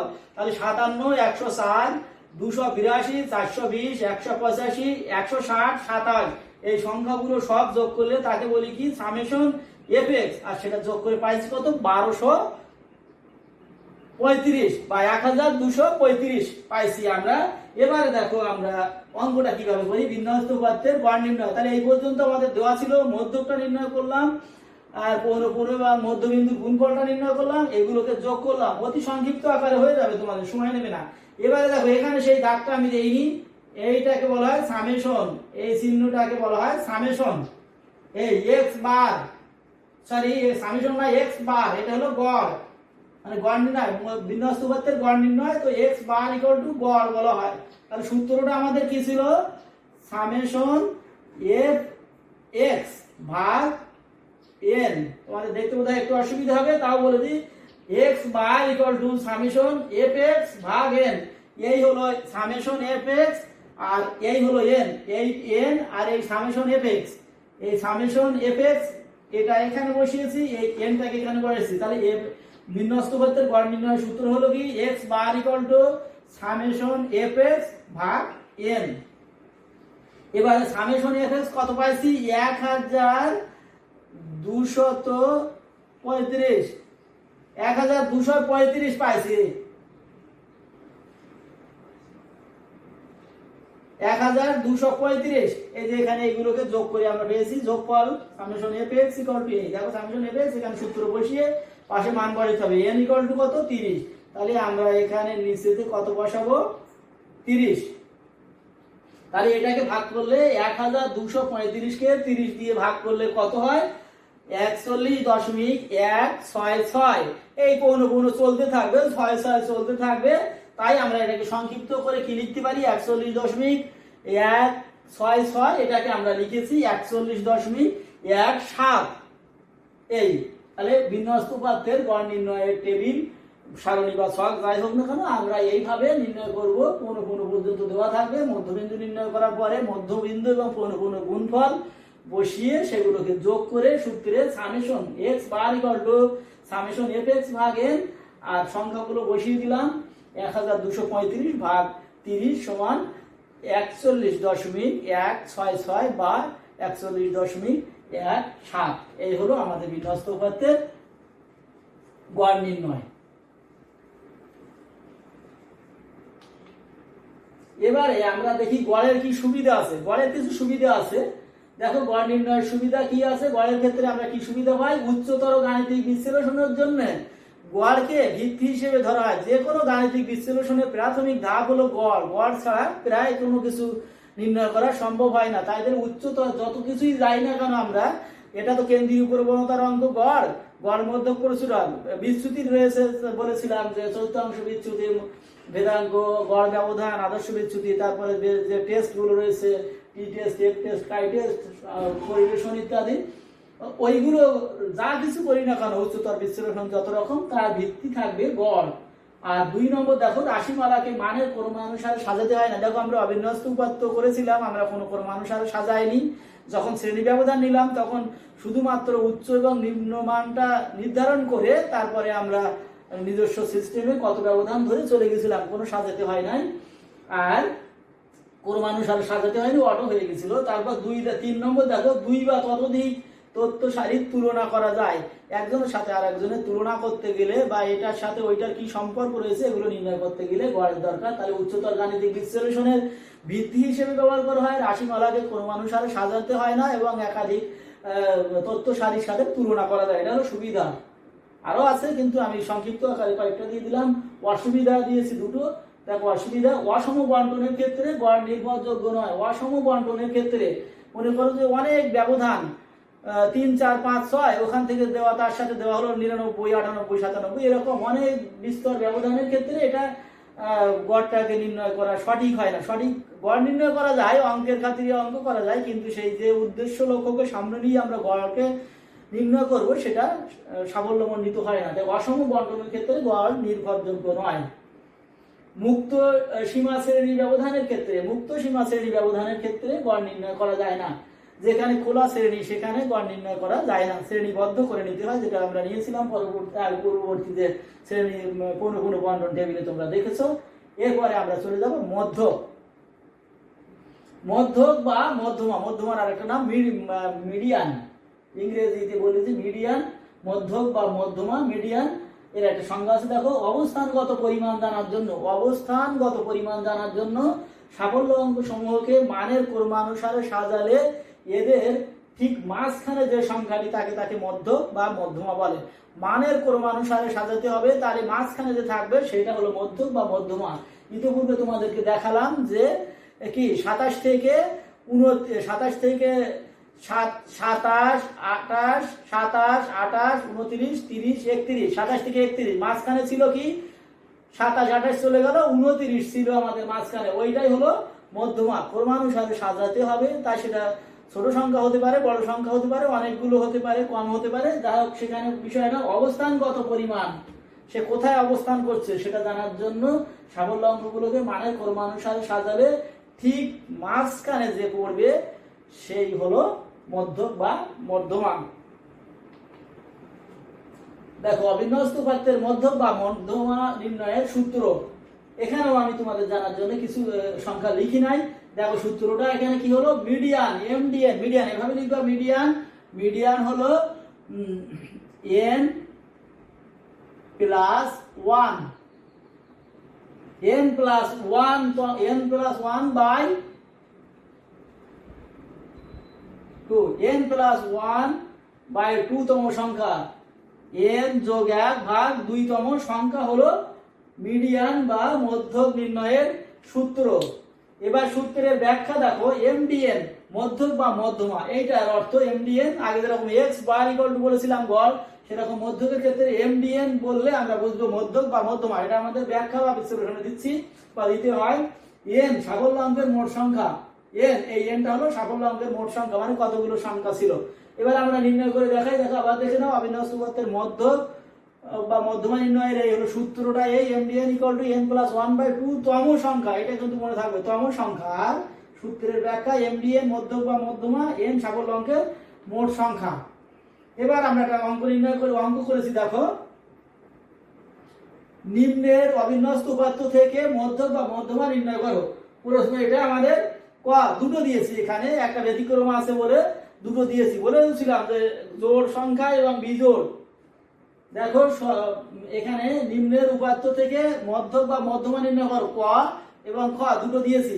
এখানে সংখ্যা আছে 1, 2, 3, 4, 5, এখানে সংখ্যা 1, 2, 3, 4, 5, 6, ক নম্বরে আছে 5টি সংখ্যা, তারপর মাঝখানের সংখ্যা একজন আছে, সে খুব সহজে 5 জনের বা 3 জনের বা বিজোড় থাকলে একজনকে অবশ্যই মাঝখানে পাওয়া যায় খুব সহজে, কিন্তু জোড় থাকলে 2 জনের মাঝখানে কে আছে, 4 জনের মাঝখানে কে আছে, এটা নির্ণয় করা একটুখানি শক্ত। সেটা আমরা এইটা দেখানোর জন্য দুটো অঙ্ক এখানে করছি। দেখো, তোমরা কটা এখানে দেখিয়েছি, উপাত্তগুলোকে ক্রমানুসারে সাজানো হলো। আমরা কিন্তু সমাধান করছি, একবারে সরাসরি সমাধানে চলে গিয়েছি। উপাত্তগুলোকে ক্রমানুসারে সাজানো হলো। ওখানে আমাদের 2, 4, 5, 6, 7 ওরকমটা ছিল না।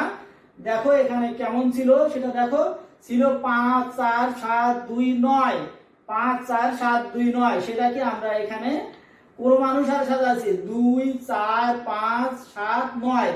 আমাদের মাঝখানে সংখ্যা নেই, কোনো অসুবিধা না, কিন্তু আমরা কিন্তু একটাকে ব্রেক করিনি, 5 এর আগে কিন্তু 7 আনিনি, 4 এর আগে কিন্তু 7 আনিনি, সব ক্রমানুসারে চলে গেছি। তাহলে উপাত্তগুলোকে ক্রমানুসারে সাজানো হলো। গণিত সুবিধার ক্ষেত্রে বলেছিলাম যে ক্রমানুসারে সাজাতে হয় না, কিন্তু মধ্যকে দেখো ক্রমানুসারে সাজাতে হচ্ছে। তাহলে এখানে সূত্রটা কি ছিল আমাদের? n প্লাস 1 ভাগ 2। n প্লাস 1 ভাগ 2 হলো আমাদের, এটা কালারটা ডিস্টার্ব হয়ে যাচ্ছে, n প্লাস 1 ভাগ 2 তম সংখ্যা। তাহলে আমাদের n আছে কত? 1 2 3 4 5। এই n আছে কত? 5টি সংখ্যা, 5টি।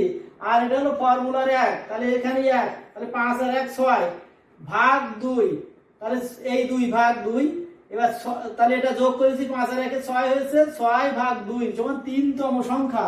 তাহলে ক্রমানুসারে সাজানো উপাত্তগুলোর মধ্যে 3তম সংখ্যাটি হলো কত? 5। অতএব মধ্যক বা মধ্যমা হলো কত? 5। এই দেখো 1 2 3 4 5 ক্রমানুসারে সাজানো টেবিলে 3তম সংখ্যা। ক্রমানুসারে সাজানো, এখানে দেখো এই কথা তোমাদেরকে লিখতে হবে, ক্রমানুসারে সাজানো উপাত্তগুলোর মধ্যে 3তম সংখ্যা। এই 3তম সংখ্যা কত হয়েছে? 5। অতএব মধ্যক বা মধ্যমা 5। এই দেখো সাজানো এখানে 2 4 5 7 9, মাঝখানে আছে কে? 5।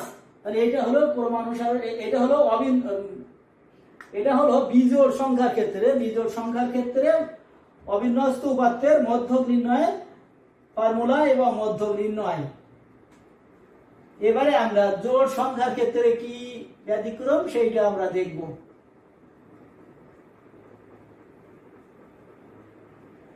তোমরা লক্ষ্য করো, খ উপাত্তগুলোকে ক্রমানুসারে সাজানো হলো। আগেরটা আবার দেখে আসি তোমাদেরকে।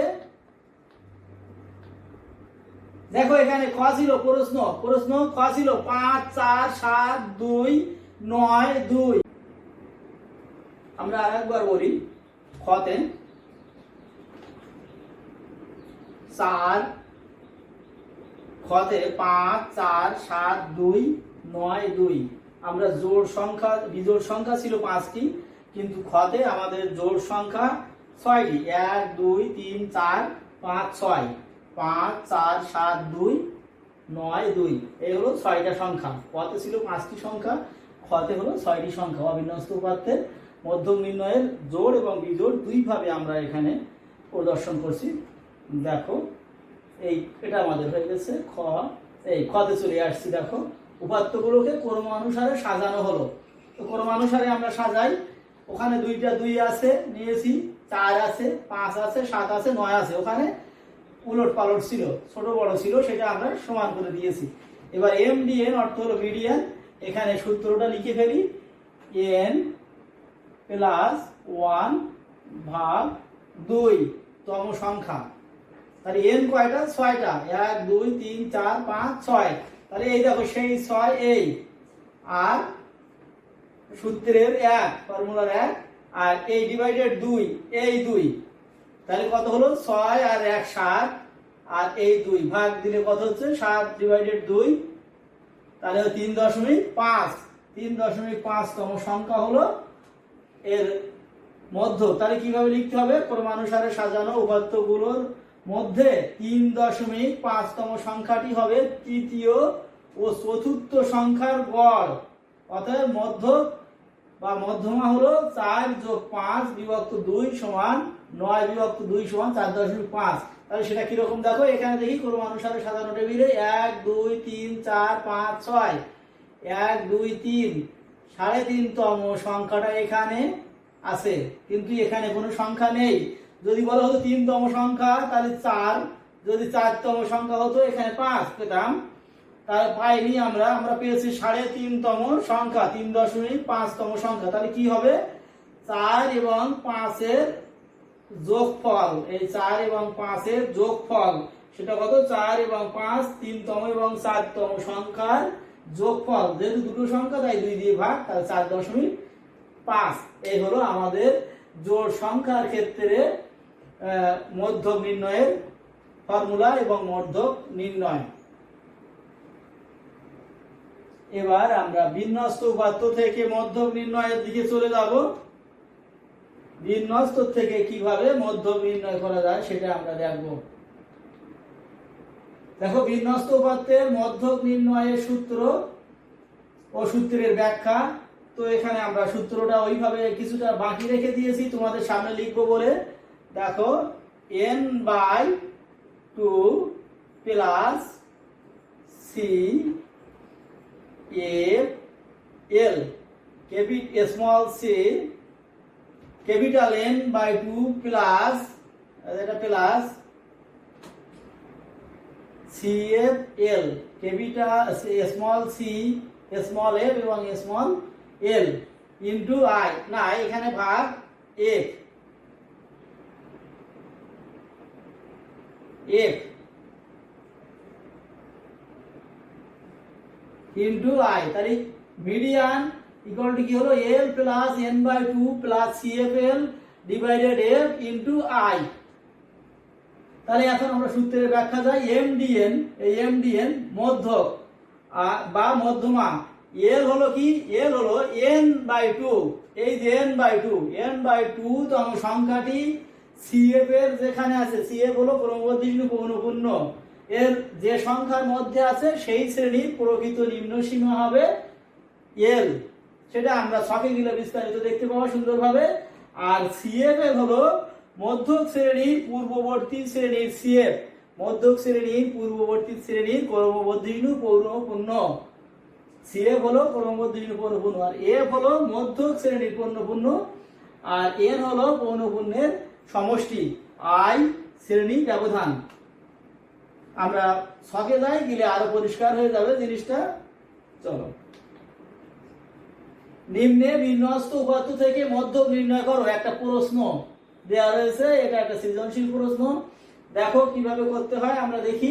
এই পর্যন্ত দেওয়া থাকবে, টোটালটা দেওয়া থাকবে, এটা হলো প্রশ্ন, তোমরা দেখে নিলে। এবারে আমরা কিভাবে সমাধান করব। দেখো, সমাধান বিন্যস্ত উপাত্তের মধ্যক নির্ণয়ের টেবিল, শ্রেণী ব্যবধান, পৌনঃপুন্য এই পর্যন্ত দেওয়া রয়েছে প্রশ্নে। এইটুকুনি আমাদের নির্ণয় করতে হবে। কিভাবে আমরা নির্ণয় করব, দেখো এখানে 25 থেকে 29, 30 থেকে 34 ক্রমান্বয়ে 5 শ্রেণী ব্যবধানে 55 থেকে 59 চলে গিয়েছে। আমরা এখানে প্রতিটা শ্রেণীতে কিভাবে CF কিউমুলেটিভ ফ্রিকোয়েন্সি, ক্রমবর্ধমান পৌনঃপুন্য ইংরেজিতে বলা হয় কিউমুলেটিভ ফ্রিকোয়েন্সি। তো এক রয়েছে, এক বসিয়ে দিলাম সরাসরি 25 থেকে 29। এইবারে এই একের সাথে উপরের শ্রেণীর 5টাকে যোগ করব। তাহলে এই 1 আর এই 5 যোগ করে এই 6, এই 6 এর সাথে এই 5 যোগ করে এখানে গেল 11, এই 11 এর সাথে এই 10 যোগ করে এখানে গেল 21, এই 21 এর সাথে এই 6 যোগ করে এখানে 27, 27 এর সাথে 2 যোগ করে 29, 29 এর সাথে 1 যোগ করে 30। এরকম দেখো, এই এই এই এই দেখো, তোমরা একটু খেয়াল রাখো, এই এই এই দেখেছো কিভাবে আমাদের 30, যখন দেখবা আমাদের এই 30 আর এইখানে 30, অর্থাৎ এই সংখ্যা n = এখানে n একই যখন মান হবে, তখন আমরা বলবো যে আমাদের কোনো ভুল হয় নাই। কখনো কোনো দিকে ঘাড় ঘোরানোর কোনো প্রয়োজন নেই, কারো কাছে শোনার কোনো প্রয়োজন নেই। একেবারে তোমরা দেখে যাবে যে এখানে n এর সাথে এইটা যদি মিল হয়ে যায়, তাহলে বুঝবা যে তোমাদের সঠিক হয়েছে।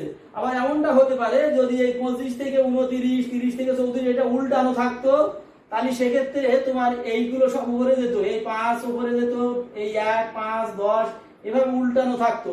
তাহলে সেক্ষেত্রে কিন্তু তোমার 30 আসতো এখানে উপরে, এভাবে যেত 1, তারপরে এইগুলো 6, এখানে 11, তারপরে এই 21 এখানে যেত, তারপরে উল্টে যেত আর কি, টোটালটা উল্টে যেত। এখানে থাকতো 1, এখানে 6, এখানে 21, তারপরে এখানে আসতো 27, এখানে 29, এখানে 30, এইভাবে উল্টে যেত আর কি। যাই হোক, আমরা ওদিকে যাবো না, যেভাবে আছে সেইভাবে আমরা দেখে নিই। তাহলে তোমরা CF নির্ণয় করা নিশ্চয়ই শিখে গিয়েছো, যে সরাসরি F প্রথম শ্রেণীতে বসিয়ে দিয়ে তারপর এগুলো শুধু যোগ করে করে বসিয়ে যেতে হবে। ক্রমবর্ধমান পৌনঃপুন্য অর্থ হলো ক্রমান্বয়ে বৃদ্ধিপ্রাপ্ত পৌনঃপুন্য। ক্রমান্বয়ে বৃদ্ধিপ্রাপ্ত পণ্য এগুলোকে আমরা বলি ইংরেজিতে কিউমুলেটিভ ফ্রিকোয়েন্সি। তাহলে দেখো শর্টটা কত সহজে নির্ণয় করা হয়ে যায় মধ্যকের ক্ষেত্রে। এবারে দেখো আমরা ওখানে n/2 বলেছিলাম সূত্রের ব্যাখ্যা n/2, n ছিল 30, 30 ভাগ 2 সমান 15। এই সংখ্যাটি CF এর 21 এর মধ্যে আছে। দেখো n/2 সমান 30/2 সমান 15। এই সংখ্যাটি CF এর 21 এর মধ্যে আছে এবং 21 সংখ্যাটি 40 থেকে 44 শ্রেণীতে অবস্থিত। অতএব মধ্যক শ্রেণী হলো 40 থেকে 44। আমরা আবার ওইখান সবটা একটু দেখে আসি। দেখো এখানে লাল কালি দিয়ে এটা ইন্ডিকেট করা আছে। তোমরা পরীক্ষার সময় লাল কালি তো দিতে পারবে না, ওখানে মার্কার দিতে পারো অথবা এভাবে দুটো দাগ দিয়ে টেনে দিতে পারো, দুটো দাগ এ মাথা মাথা টেনে দিতে পারো যাতে বোঝা যায় যে এইটা হলো মধ্যক শ্রেণী। তাহলে তোমরা দেখেছো যে আমাদের মধ্যক শ্রেণী কিভাবে n/2 30 ছিল, n/2 30 15 হয়েছিল, 15 2 ভাগ 15। 1 এর মধ্যে নেই, 6 এর মধ্যে নেই, 11 এর মধ্যে নেই, আছে 21 এর মধ্যে। আমরা উপর থেকে আসতে পারবো না যেহেতু আমাদের নিচের দিক থেকে উপরের দিকে বড় হয়েছে ক্রমান্বয়ে, সুতরাং আমরা নিচের দিক থেকে দেখতে দেখতে যাব। তাহলে আমরা 21 এর মধ্যে 15 সংখ্যাটি পেয়েছি। আর এই 21 সংখ্যাটা রয়েছে কত 40 থেকে 44 তম শ্রেণীর মধ্যে।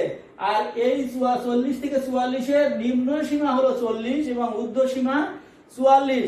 কিন্তু আমরা ওখানে বলেছি প্রকৃত নিম্ন সীমা, তার অর্থ হলো 40 আর 39 এর মাঝখানে আরেকটা সংখ্যা রয়েছে সেটা হলো 39.5।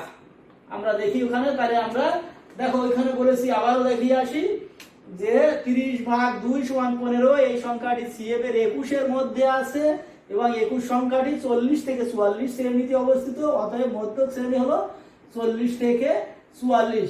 এখন আমাদের সূত্রটা আবার পাতাই n ভাগ 2 মাইনাস CFL ভাগ F ইনটু I।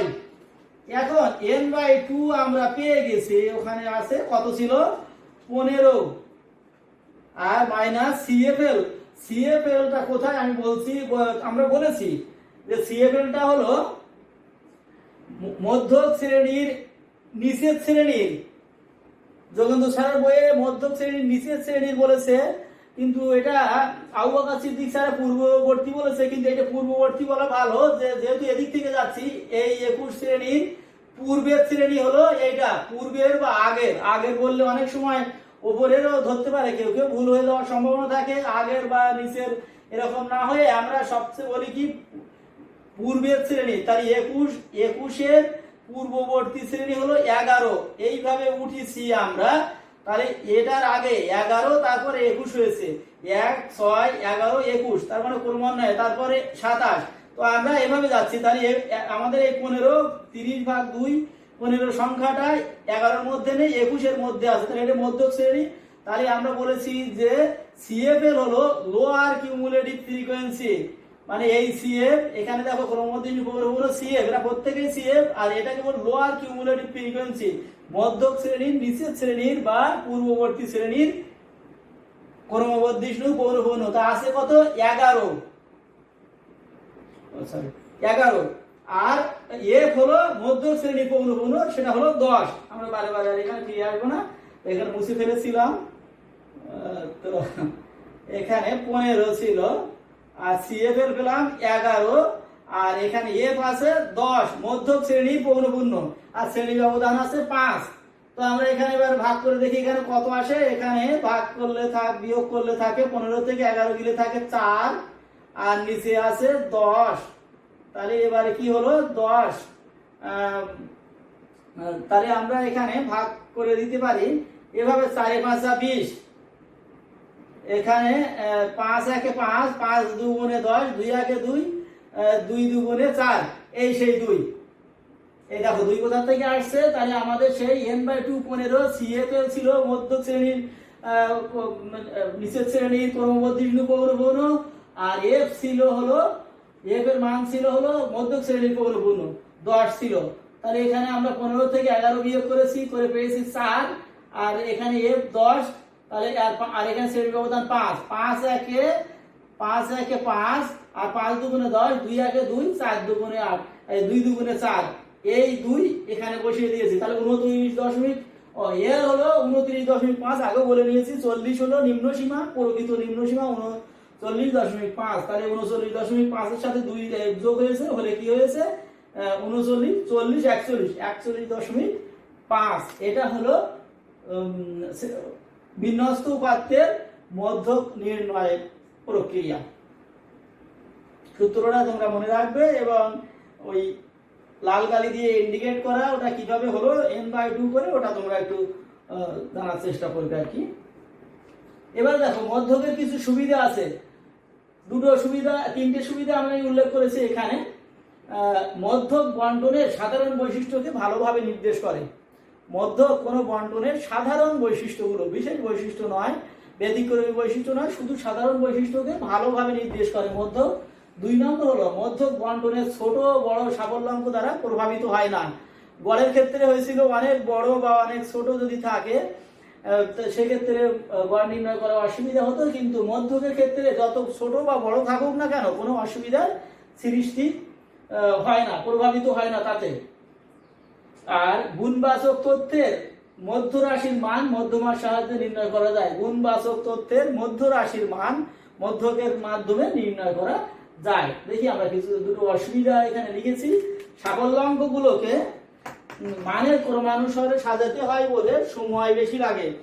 গড়কে সাজাতে হয়নি, মধ্যককে সাজাতে হয়েছে, তাই সময় বেশি লাগে। মানের ক্রমানুসারে সাজানো সময় সাপেক্ষ ব্যাপার।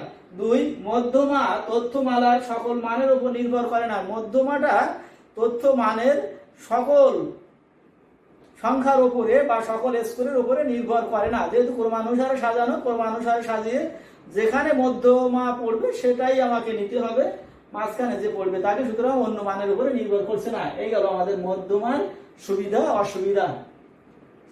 এবারে কেন্দ্রিক বা প্রচুরক, প্রচুরক বা কেন্দ্রিক মোড।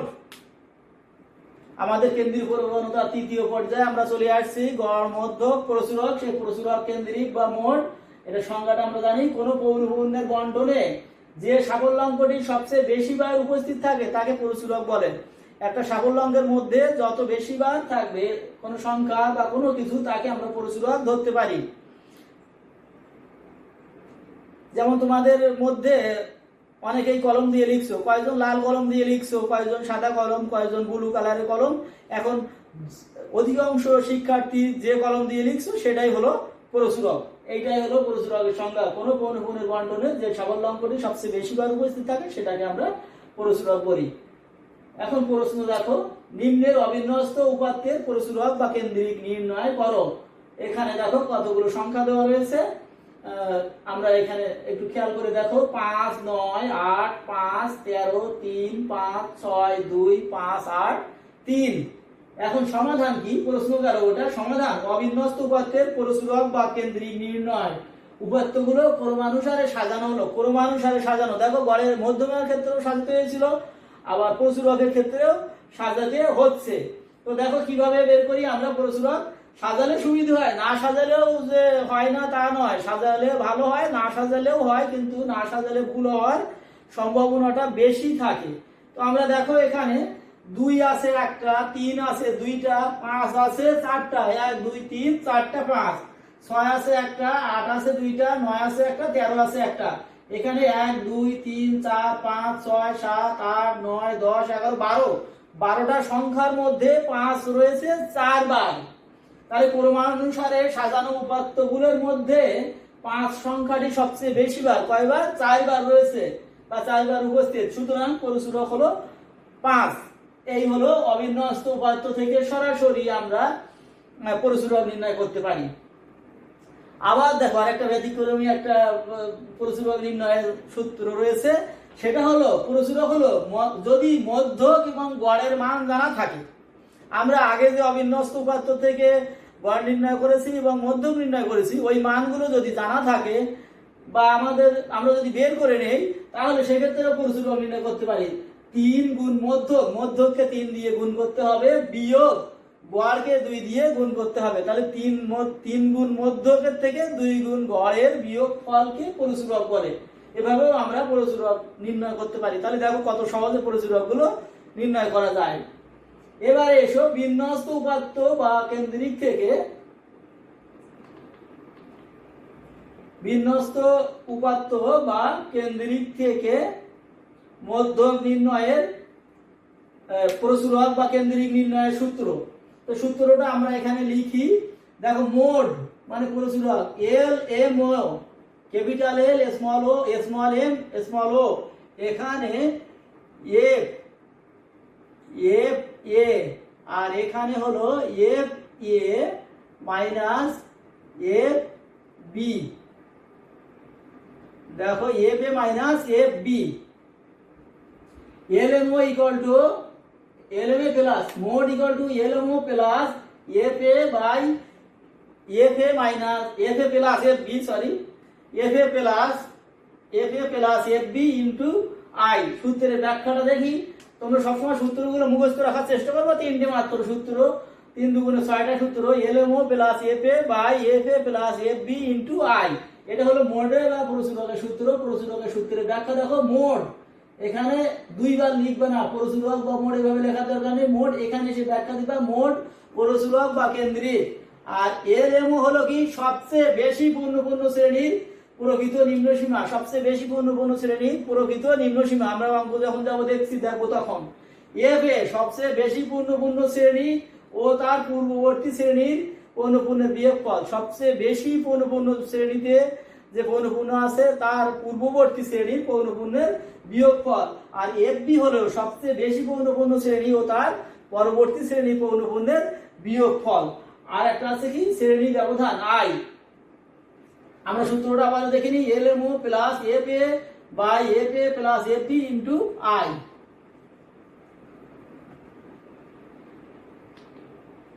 এবারে দেখো প্রশ্ন দেওয়া হয়েছে, প্রশ্ন নিম্নের বিন্যস্ত উপাত্ত থেকে পরিপূরক নির্ণয় করো। এটা থাকবে, এরকম একটা উপাত্ত তোমাদের সব তোমাদের দেওয়া থাকবে। আমরা সমাধানে আসি। বিন্যস্ত উপাত্তের পরিপূরক নির্ণয়ের টেবিল ছক বা সারণী। দেখো শ্রেণী ব্যবধান পূর্ণপূর্ণ, এই টেবিলের আর কোনো বাড়ানো হয়নি, টেবিলের কোনো সম্প্রসারণ করা হয়নি। পরিপূরক নির্ণয় কত সহজ দেখো, এখানে কোনো প্রকার বাড়ানো হয়নি। এইবার দেখো এখানে একটা লাল কালি দিয়ে লেখা রয়েছে 40 থেকে 44, আর এখানে পৌনঃপুন্য সংখ্যা 10।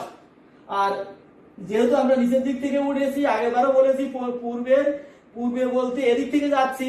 এখানে 1, এখানে 5, এখানে 5, এটা 10, 6, 2, 1। আমরা ক্রমান্বয়ে উঠছি। তাহলে 10 যদি হয় একটা সংখ্যা, তাহলে তার আগে বা পূর্বে রয়েছে বা নিচে আছে কে 5। তাহলে আমরা সবসময় পূর্ববর্তী কথাটা ব্যবহার করার চেষ্টা করব। নিচে বা আগে এই কথাটা লিখবো না। কি লিখবো? বা সবচেয়ে বেশি পূর্ণপূর্ণ শ্রেণী তো পেয়ে গেছি, 10 আছে সবচেয়ে বেশি পূর্ণপূর্ণ। দেখো এখানে 10-এর উপরে কেউ নেই, তাহলে 10-এর পূর্ববর্তী শ্রেণীর পূর্ণপূর্ণ আছে কত 5, আর পরবর্তী শ্রেণীতে আছে কে 6। তাহলে আমরা ওপর নিচে এসব কথা লিখবো না, আগে পরে লিখবো না, আমরা লিখবো পূর্ববর্তী এবং পরবর্তী শ্রেণীর পূর্ণপূর্ণ। আর মধ্য শ্রেণীর প্রকৃত নিম্নসীমা মানে বেশি পৌনঃপুন্য শ্রেণী কিন্তু 40 থেকে 44, এর প্রকৃত নিম্নসীমা 39.5।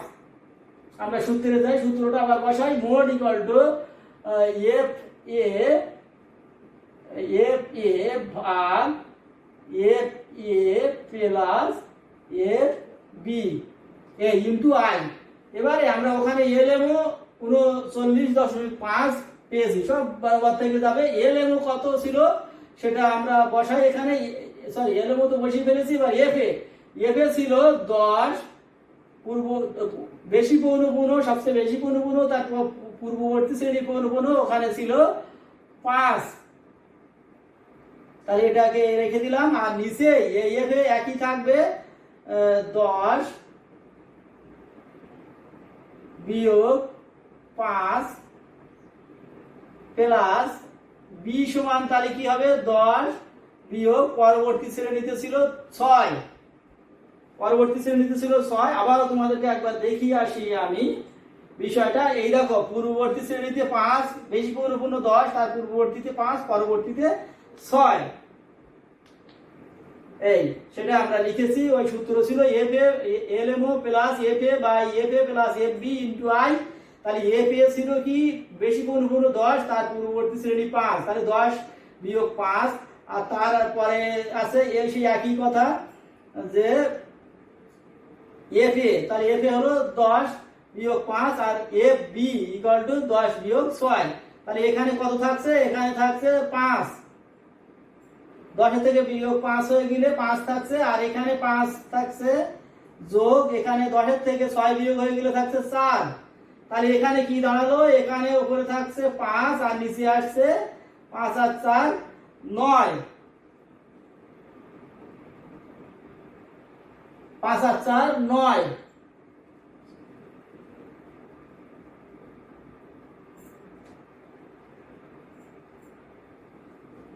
তাহলে এবারে আমরা একটা জিনিস দেখি, 5 আর 4 9। তাহলে এখানে কি দাঁড়াচ্ছে? 5 আর 5 আর এখানে 9, 5 5 25 যদি আমরা এখানে লিখি, তাহলে তাকে যদি আমরা ভাগ দিই 9 দিয়ে, তাহলে আমাদের কি দাঁড়ায় দেখো, 5 5 25 বসিয়ে দিয়েছি আর 9 রয়ে গেছে। তাহলে 25 কে 9 দিয়ে ভাগ দিলে কত হচ্ছে? 2.777। এবার কোনো ভাবে চলে যাবে। তাহলে এখন আমরা যোগ করি 39.5 এর সাথে 2.777, তাহলে কি হলো? 42.277, 42.277। তা দশমিকের পরে 3টে না রেখে আমরা কি করেছি? বা লিখতে পারি 42.28। এই হলো আমাদের প্রচুরক নির্ণয়ের প্রক্রিয়া।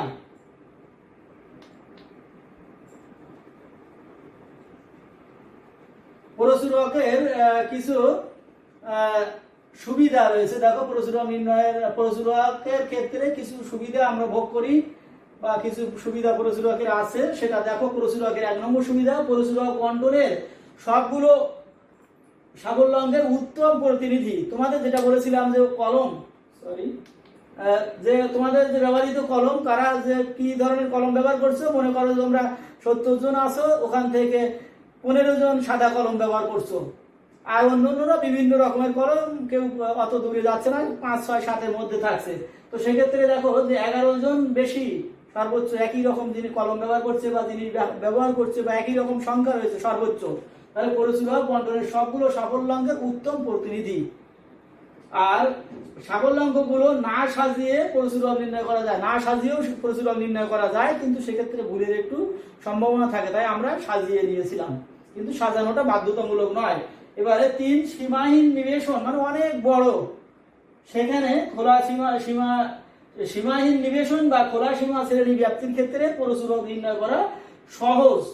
মানে এখানেও যত বড় হোক না কেন, সেখানে শুধু একমাত্র একবার দেখে যে কারা বেশি বার আছে বা কোন সংখ্যাগুলো বেশি বার উপস্থিত, সেটা দেখেই আমরা প্রচুরক নির্ণয় করতে পারি। তাহলে প্রচুরকের সুবিধা আছে অনেকগুলো সুবিধা আছে, আমরা 3টে সুবিধা দিয়েছি। প্রচুরক বন্টনের সবগুলো সাবলঙ্গের উত্তম প্রতিনিধি, ক্রমানুসারে সাজাতে হয় না, এবং সীমাহীন নিবেশন বা খোলা সীমা শ্রেণী ব্যাপ্তির ক্ষেত্রে সহজেই প্রচুরক নির্ণয় করা যায়।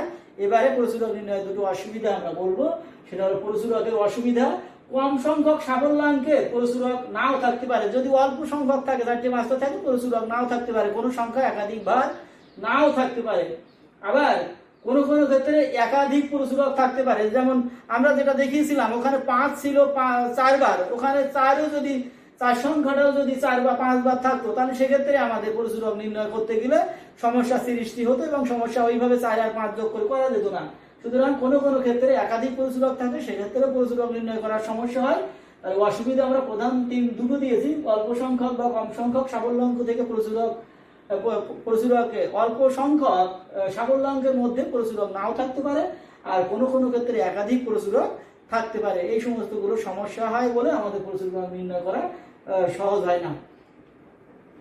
যাই হোক, আজকে তোমরা এই আমাদের মনোবিজ্ঞান প্রথম পত্রের প্রথম থেকে শেষ পর্যন্ত পরিসংখ্যান অধ্যায়ের ক্লাসটা একসাথে তোমরা দেখতে পাবে আমাদের হাজী কিয়ামউদ্দিন মেমোরিয়াল মহিলা কলেজের ফেসবুক গ্রুপে, আমার ফেসবুক প্রোফাইলে এবং আমার ইউটিউব চ্যানেলে। তোমরা এই একটা মাত্র ক্লাসের মাধ্যমে সমগ্র পরিসংখ্যানটা একখানেই তোমরা পাবে।